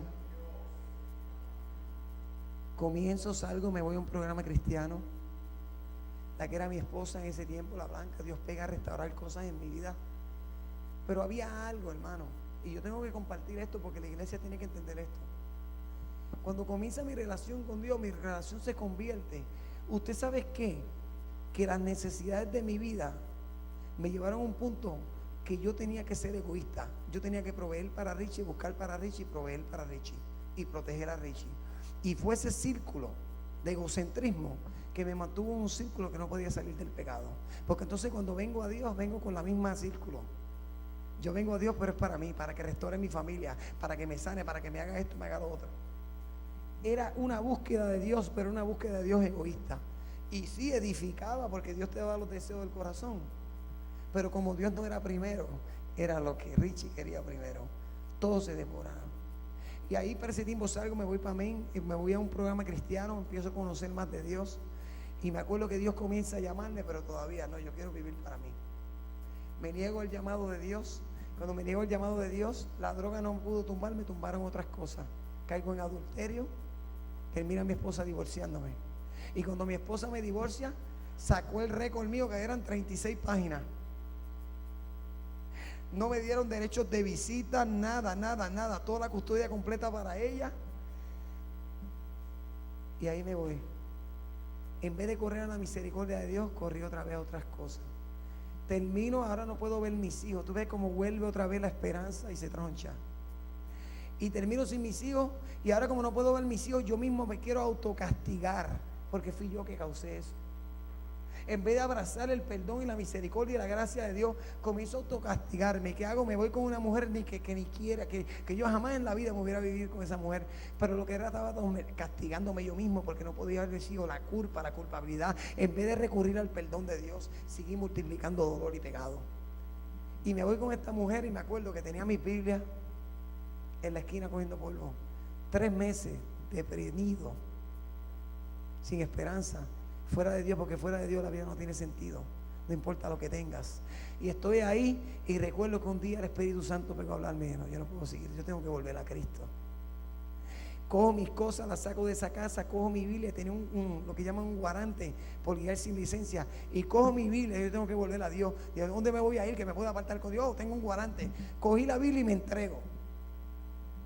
Cuando me entrego, me llevan a una cárcel en el lado de Springfield, Massachusetts, y me ponen allí y me dejan entrar hasta con la Biblia, que eso no era normal. Y allí me meto en la palabra y me humillo delante de Dios y le pido perdón a Dios. Le digo, Señor, restáurame. Sí, tiene que ser tu manera. Mi manera yo sé que no trabaja. Y me rindo ahí. A la semana me da una fiebre de 104. Me llevan a la enfermería, chequean todo. Para ese tiempo ya tenía hepatitis C. Ahí te están inyectándome droga. Y me llevan, chequean todo y no encuentran nada. Y me dicen, ¿cuándo fue la última vez que te hiciste la prueba del SIDA? Y yo le digo, hace 3 meses atrás. Me dijo, ¿estaba usando droga? En ese momento no estaba ni usando droga. Estaba tan miserable que ni eso. Lo que estaba en el pecado con esta mujer. Y me dice, pues vamos a hacerte la anyway porque no encontramos cuál es la situación. Porque yo me lo había hecho 3 meses y estaba negativo. Y para aquel tiempo las pruebas se tardaban como 2 semanas en llegar los resultados. Recuerdo que comienzo a entrar en el propósito. Y mientras estoy ahí, comienzo en la palabra y comienzo a leer la Biblia y se meten presos a mi celda. Y comienzo a compartir la palabra con ellos. Porque había un llamado y una promesa que era irrevocable de parte de Dios en mi vida. Y comienzo a hacer estudios bíblicos en el bloque. Y me acuerdo que todos los días tenía que preparar un estudio bíblico para darlo por la mañana. Y recuerdo que esa noche, digo, Señor, ¿qué palabra quieres que te lleve mañana? Que yo lleve mañana. Y me dice, Primera de Tesalonicenses capítulo 5, 18. Da gracias a Dios en todas las cosas porque esta es la voluntad de Dios en Cristo Jesús para tu vida. Me acuesto a dormir y el que vivía conmigo, que lo había ganado para Cristo, me levanta a las 2 de la mañana. Porque empezó a leer la Biblia y no la entendía. Y cuando él no entendía me preguntaba. Y me levanta a las 2 de la mañana y me dice, mira, yo no entiendo esto. Y yo, ¿qué es lo que tú no entiendes? Me bajo al piso con él. Y estaba leyendo Juan 11, la historia de Lázaro. Y yo le digo, ¿qué es lo que tú no entiendes? Y él dijo que Jesús dijo que esa enfermedad no iba a terminar en muerte. Y él como quiera se murió. Eso no tiene sentido. Jesús mintió, me dijo.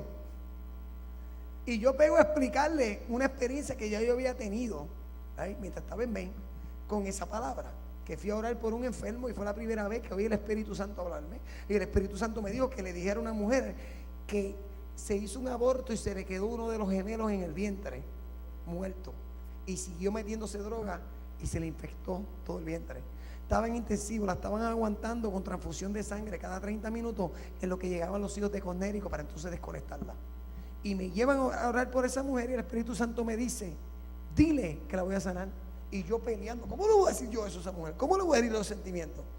Porque estaba dejando que lo natural reinara sobre encima de las promesas de Dios. Y recuerdo que no pude resistir el Espíritu y dije la palabra y dije, perdóname, mira, pero yo no sé si tú una loquera, pero yo te voy a decir lo que Dios me dijo, que te va a levantar. Y me acuerdo que ya no hablaba, pero una lágrima le bajó. Me fui tan confundido porque nunca había experienciado un milagro de Dios ni el Espíritu Santo hablarme. Y cuando llegué a donde vivía, le dije a Dios, Señor, o tú me hablas ahora mismo y me confirmas que ese fuiste tú y no mis emociones, o yo voy a correr ahora mismo. Y el Señor, tú me tienes que hablar. Y abrí la Biblia, y donde la abrí fue en Juan 11:3. Esta enfermedad no es para muerte, sino para la gloria de Dios, para que el Hijo de Dios sea glorificado a través de ella.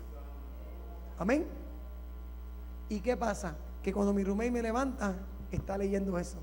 Yo pego a darle testimonio de esa palabra, lo que significaba para mi vida y la experiencia que yo tuve con ella. Me acuesto a dormir, pero sé que Dios me está hablando. Por la mañana hago el estudio bíblico del bloque con los presos que vinieron. Le estoy hablando en el estudio bíblico de darle gracias a Dios en todas las cosas, porque esta es la voluntad de Dios. No por todas las cosas, pero en todas ellas. Todavía tú le sigues dando gracias a Dios que las promesas de Dios se van a cumplir. Porque esta es la voluntad de Dios en cuanto a su vida. Recuerdo que termino el estudio bíblico y llaman por el intercom, Richard González, enfermería. Cuando llego a la enfermería, está la enfermera y una trabajadora social. Y me dice, Mr. González, ¿usted está preparado para recibir los resultados de su prueba? Y yo le dije, sí, señora, yo estoy ready desde anoche. Y ella me mira. Me dice, bueno, pues vamos a leer tus resultados. Me dice, Mr. González, usted salió positivo al HIV-Sida. Cuando me dan esas palabras, si tenía esperanza de tener otra relación, si tenía esperanza de poder ser feliz, Si había algo que había marcado mi vida era el rechazo, y ahora esto hizo una amenaza de rechazo aún más grande en mi vida. ¿Quién me va a querer? Pero me tuve que alinear con las promesas. Tuve que dejar que las promesas fueran más reales de lo que yo vivía. Y recuerdo que me preguntaron: señor González, ¿hay algo que usted quiera que haga por usted? Y llegó un momento en mi vida que yo tuve que caminar lo que predicaba. Y le dije: sí, yo quiero que ustedes cierren sus ojos porque yo quiero orar. Y recuerdo que me tiro en ese piso de rodillas y le digo: Señor, tu palabra dice que tú no puedes ser engañado, que lo que el hombre siembre, eso cosechará. Y yo sé que esto es cosecha de lo que yo sembré. Pero Señor, en el medio de esto, yo te voy a dar gracias. Yo te voy a dar gracias por lo que tú vas a hacer por esto. No por lo que me está pasando, porque no viene de ti, pero te doy gracias por lo que tú vas a hacer por lo que me está pasando.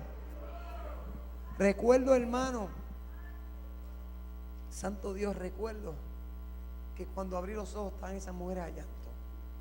Y cuando te dan un diagnóstico así, especialmente allá en Estados Unidos, fresco, te va a ver un trabajador social cada 2 días o semanal, te ve para ver cómo tú estás bregando emocional con eso, que no te vayas a quitar la vida.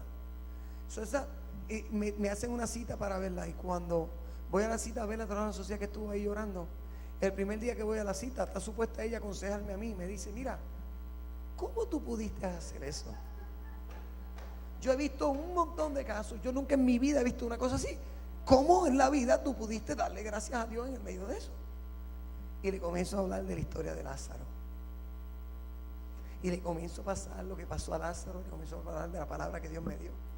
A la próxima semana llegó con una Biblia. Y me dice: yo quiero que tú me marques la historia de Lázaro para yo leerla, y dame otras historias para yo leer.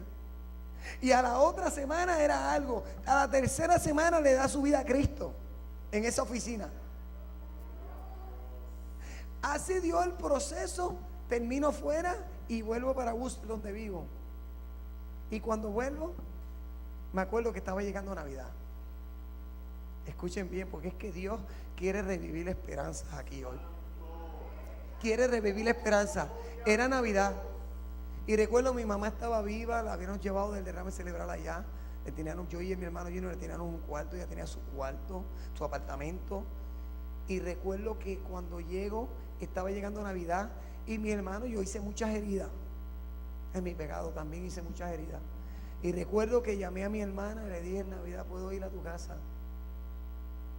Y me dijo: no, yo no quiero que tú confundas e infectes a mis hijos. En la ignorancia, porque era ignorancia. No digo esto para ponerla abajo.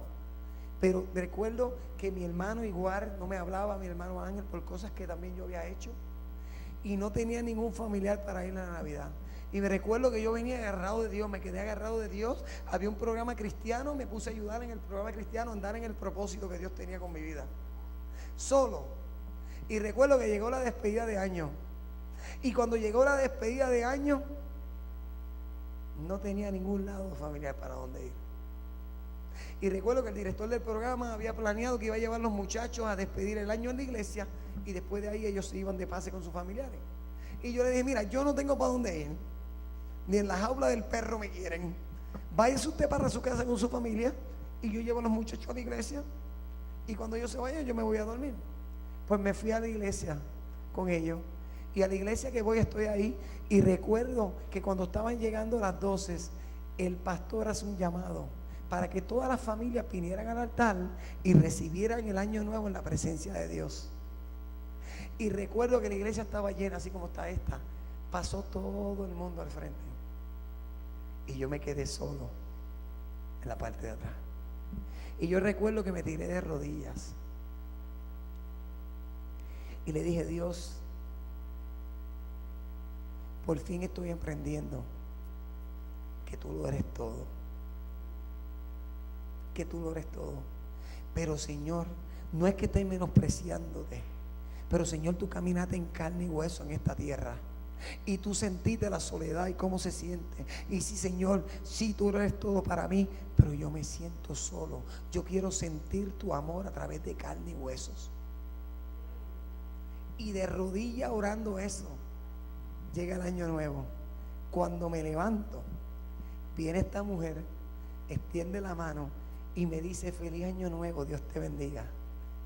Es esa dama que usted ve ahí, mi esposa. Mi esposa. Es esa dama que usted ve ahí, mi esposa. Recuerdo que tenía un temor a la semana. Ella fue la que me tiró a mí. Me rapió a mí. Ay. Y a la semana ella averiguó dónde yo estaba y me llamó. Y llegaba por allí, supuestamente otras cosas, pero era buscándome a mí. Me estaba asediando. Y recuerdo que cuando salimos para la primera cena, cuando fuimos a la primera cena, yo le dije, antes de darle ningún comienzo a esto, yo tengo algo que decirte. Y le digo a mi esposa, yo soy HIV positivo.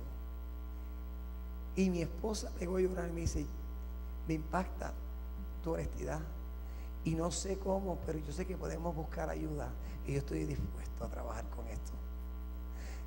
Comenzamos a buscar ayuda y comenzamos con Dios. Y es que las esperanzas que Dios cumple en tu vida solo se sostienen en Él.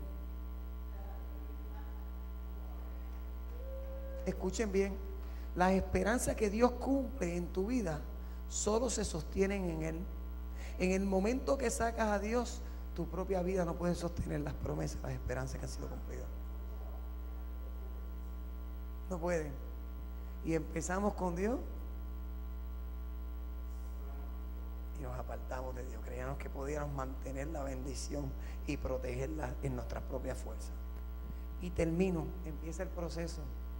Y empieza un proceso que cada vez que sacábamos a Dios se devorábamos todo. Recuerdo que llegó un momento que creía que no podía tener un hijo. Y Dios me hace promesa que no había nada imposible para Él.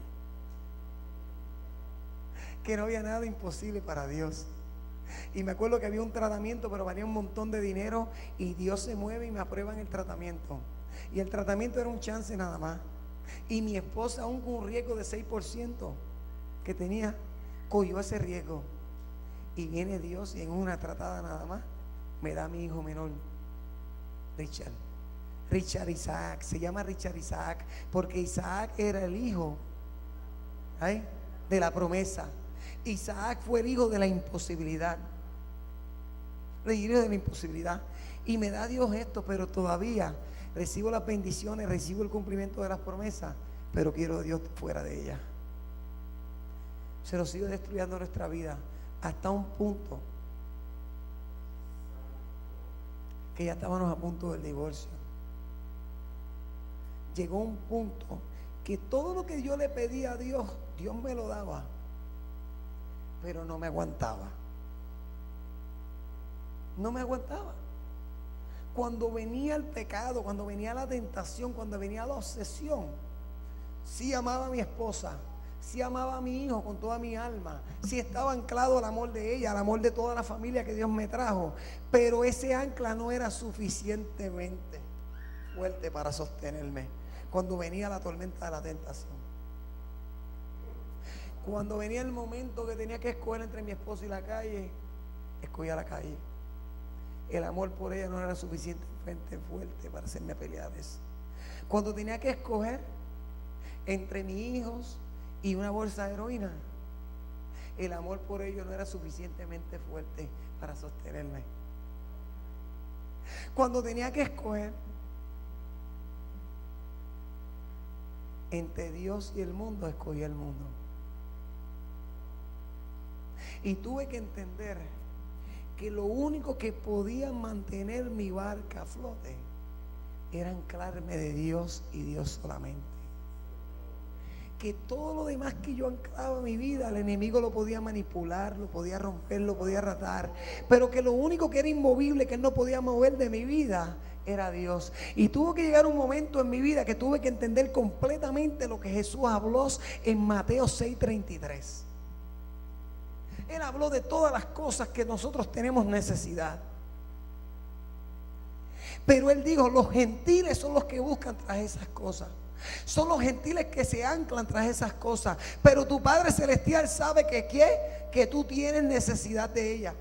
Y Él dice, más buscad ¿qué? primeramente el reino de Dios y su justicia,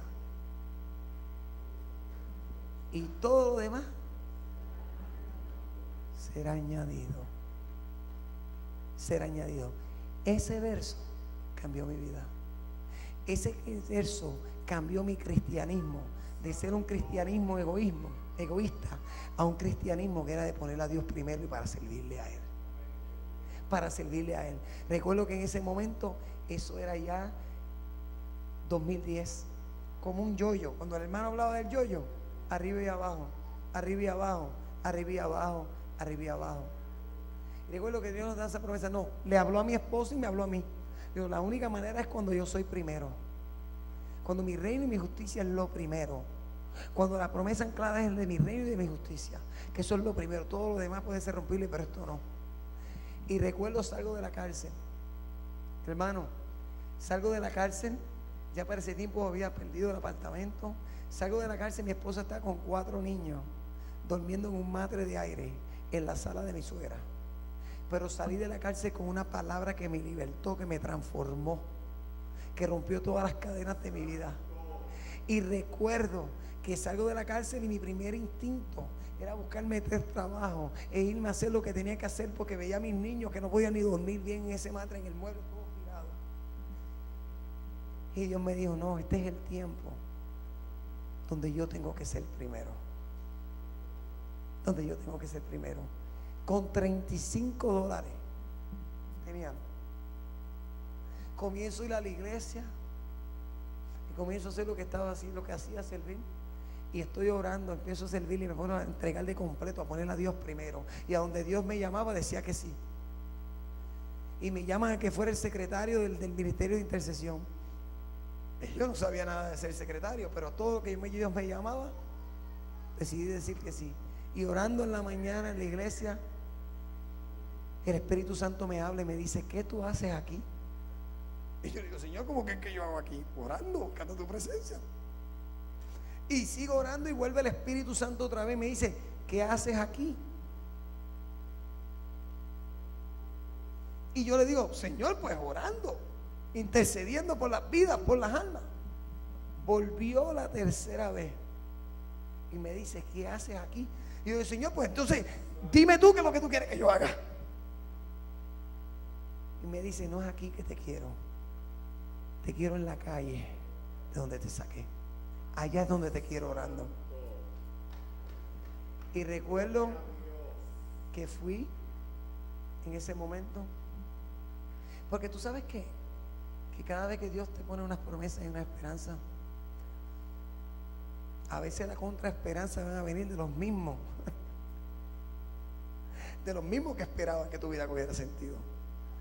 Y no, porque el enemigo no solo usa situaciones para romper tu esperanza, a veces usa personas.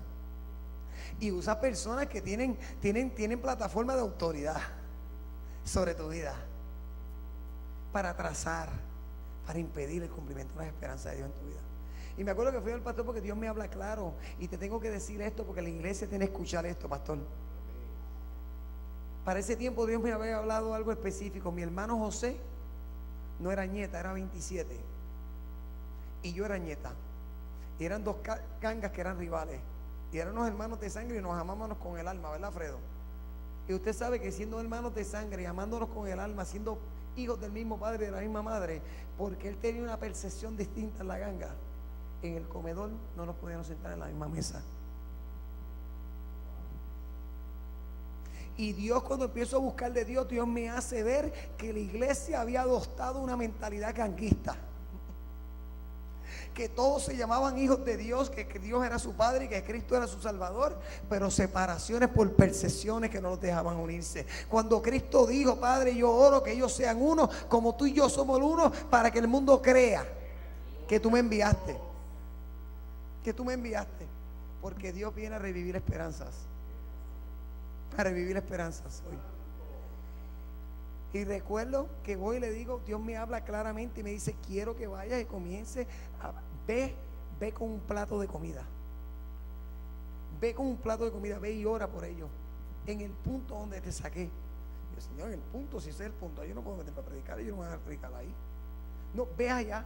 Y me dice Dios, yo quiero que la visión sea una visión que no sea registrada a esta iglesia, sino que sea para que todas las iglesias se unan, porque quiero que le llame red de compasión. Dos propósitos, que una todos los hilos y dé compasión. Y me da Dios una visión específica. Y le digo al pastor enseguida lo que me dice Dios. Y cuando le dije que Dios me dijo que no lo incorporara a la iglesia, que tenía que ser un ministerio abierto para todas las iglesias, me dice: no, si eso no va con el nombre de esta iglesia adelante, no, tú no estás ready para eso. Y me dejó parar. Y sigue Dios hablando, ¿verdad, Lisa? De nuestras vidas. Y hablando Dios a nuestras vidas. Y hablando Dios a nuestra vida. Hasta el punto que tomó algo bien fuerte. Tuvo un sueño, se muere un hombre en el sueño. No voy a entrar en detalles por el tiempo, pero le voy a decir una cosa. Me habla Dios en un sueño por último, porque me seguía dejando parar a lo que Dios me estaba llamando a caminar. Y en el sueño se muere un hombre, y cuando voy por la mañana, mi esposa se había conseguido un trabajo. Y cuando voy a llevar a mi esposa al trabajo, así mismito, lo que vi en el sueño, el hombre pasa por el lado, y para decirle la historia corta, el testimonio corto, ese hombre cae al piso y murió en mis brazos como el que murió en el sueño. Y en el sueño Dios me explicó algo. Me explicó, el hombre era un adicto, era un borracho todo cortado, y en el sueño era un adicto que había muerto. Y Dios me dijo en el sueño que cuando el adicto murió en el sueño, dejó una mujer que estaba embarazada. Y en el sueño Dios me explica que cuando se dan a la tentación y al reto sin Cristo, que en el proceso mueren. Y una mano señaló a la mujer embarazada y dijo: y que cuando mueren dejan a la vida embarazada con los sueños que yo llamé a que ellos paternizaran. Me levanto con ese sueño a las 5 de la mañana. Me voy a las 8 de la mañana. Se cumple el sueño, se muere un adicto al lado mío. En mis brazos muere. Me fui a gritar y a llorar en mi cuarto. Y estuve orando. Y a eso de la noche el Espíritu, la presencia de Dios se mete en ese cuarto y me dice Dios bien claro, me dice: no permita que tu lealtad a un hombre te haga desleal a mi propósito. Y recuerdo, tuvo que tomar la muerte de uno para yo creer las promesas de Dios y moverme a lo que Dios me estaba llamando. Y con $35 empezamos en una acera. Cogimos una mesa emprestada y un termo. Tuvimos que pagarle al pastor $50 para que nos dejara usar la cocina para cocinar ese día, cuando diezmábamos y ofrendíamos ahí. Y hermano, cuando llegó al punto con la mesa, la primera persona que vino a buscar, empezamos con sándwiches, hicimos 120 sándwiches, y la primera persona que vino a buscar el sándwich era un hombre que yo llevaba años buscando para matarlo. Es el primero que llega. Y a Dios había transformado mi vida, mi corazón. Y recuerdo que le doy un sándwich, lo abrazo, pega a orar por él. Esa fue una de las primeras almas que le da la alma a Cristo en esa acera. Es una de las primeras vidas que, ¿verdad?, que fueron transformadas y comienza Dios. Después me acuerdo que en la esquina estaba otro que era el líder de la otra ganga, que eran los rivales en la cárcel, en una silla de ruedas. En una silla de ruedas. Y era lo que llaman el pimp allá. Él corría a todas las mujeres en la calle para sacar dinero de ellas para su vicio. Y me acuerdo que había un momento, yo iba donde él y le llevaba un bowl de sopa en el invierno. Le llevaba un bowl de sopa en el invierno. Y él veía que el que era su enemigo le daba de comer mientras estaba en lo peor. Ese tratamiento, porque es que la gracia derrite. Y me acuerdo que mientras más yo sembraba, me acuerdo que un día llegué por la mañana porque le predicaba y le ministraba a mi esposa a la adicta. Y había una adicta que cuando llegamos el sábado de esa mañana, la encontré en la acera sangrando, inconsciente. Y la cojo y la llevo a la cocina. Mi esposa la limpia con mi hermana Ginette. Y cuando ella habla, dice: eso fue Michael que la golpeó. Y dentro de mí, lo que quería era ir ahí y no darle sopa, sino bañarlas con ella caliente. Pero me acuerdo que Dios me dijo: no, la gracia que él había depositado en mí, que tenía que darle el mismo tratamiento. Y recuerdo que voy donde él y le llevo un bowl de sopa. Ese hombre pega a llorar y le dice: ¿Cómo si tú sabes que yo hice esto? La misma persona que tú estabas ayudando, ¿cómo tú me das aún así un bowl de sopa? Y yo le dije: porque es lo mismo que Dios ha hecho conmigo. Hermano, le digo una cosa, que ese hombre terminó dando su vida a Cristo.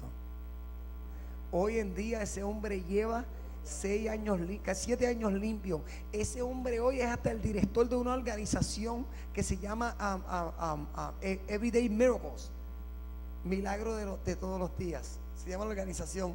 Ese hombre allí, a todo el que llega con la misma compasión y con la misma gracia que se le dio a él, la misma esperanza, Él le da a otros. Él le da a otros. Él le da a otros. Al día de hoy, hermanos, son 8 años. 8 años. 8 años que en esa acera,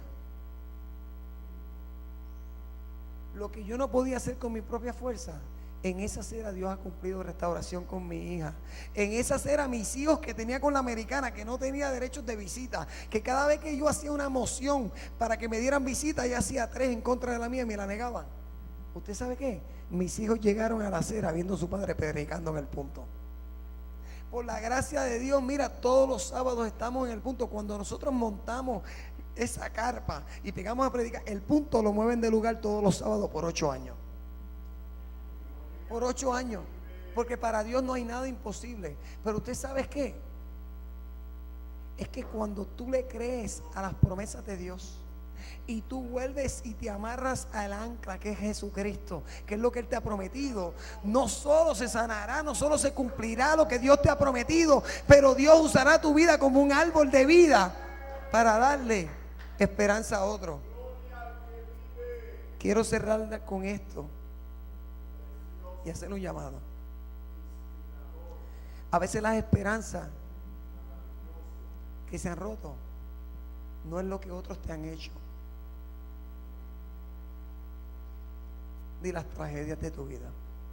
A veces lo que ha roto tus esperanzas y te ha soltado del ancla son tus mismas fallas, los pecados que tú has cometido, las veces que le has dado las espaldas a Dios y ya tú no ves esperanza de que puedes volver a sentir el gozo de la salvación. Ya tú no puedes ver la esperanza de que puedas volver a ser usado como Dios te usaba en tiempos antes.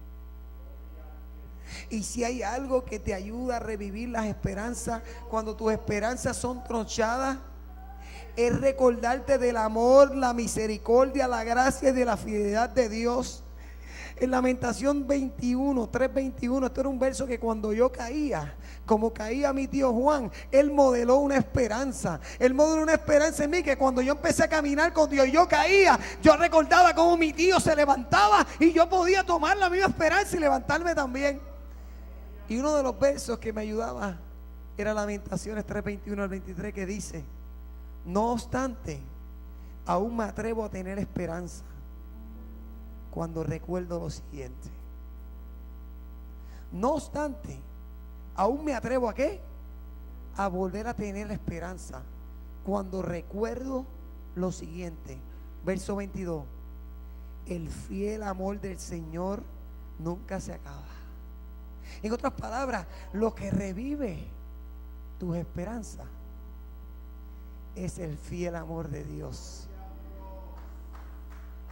que nunca se acaba.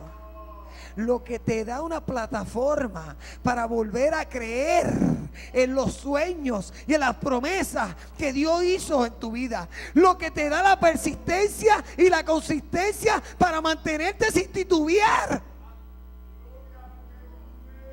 es la certeza del gran amor de Dios para tu vida. No obstante, aún me atrevo a tener esperanza cuando recuerdo lo siguiente: el fiel amor del Señor nunca se acaba. Sus misericordias jamás terminan. Si eso no te da esperanza, nada en este mundo te lo va a dar. Que las misericordias de Dios no se acaban. Que grande es que es su fidelidad. Y que sus misericordias son nuevas cada mañana. Hay una esperanza para ti, hermano y hermana. Y como dice en Proverbios 23:18, dice: porque ciertamente hay fin y tu esperanza no será cortada. Tu esperanza no será cortada. Pero tú sabes qué,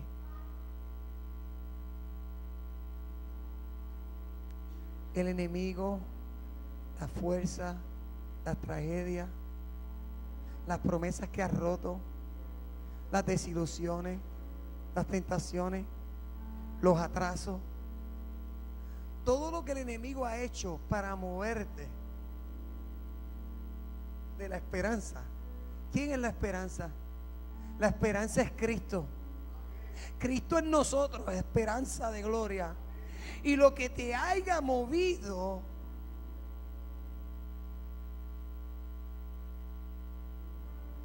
tú tienes todavía un libre albedrío.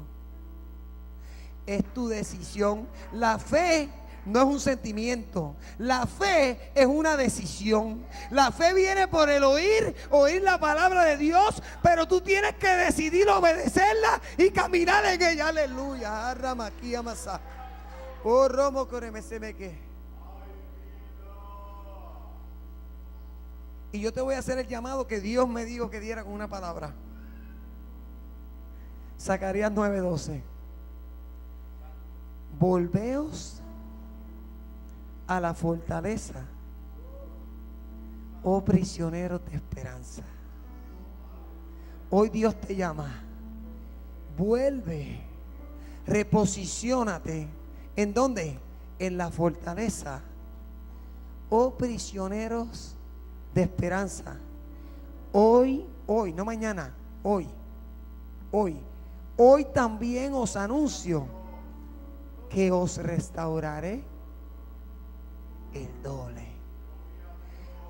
Volveos a la fortaleza, oh prisioneros de esperanza. Hoy también os anuncio que restauraré el doble.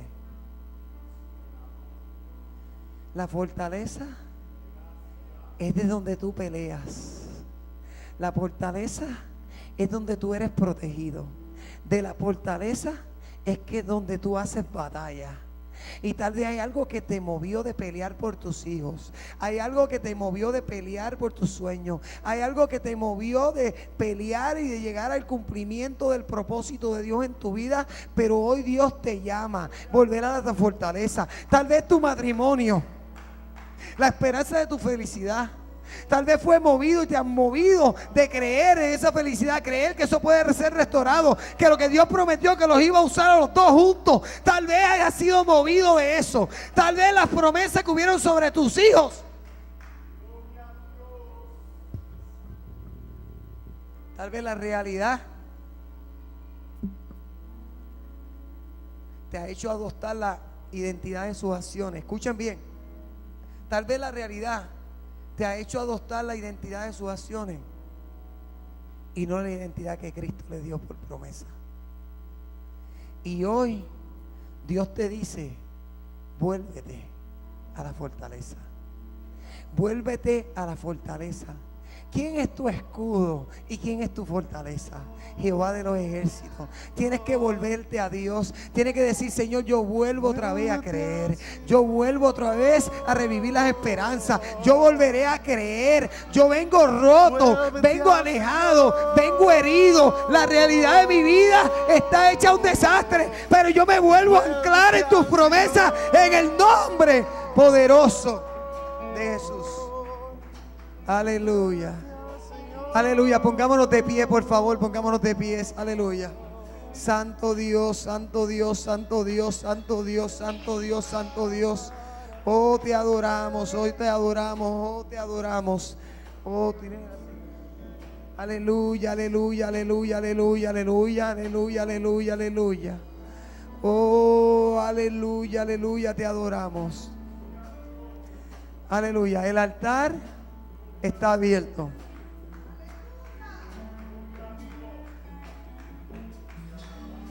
Hay personas aquí que tienen el corazón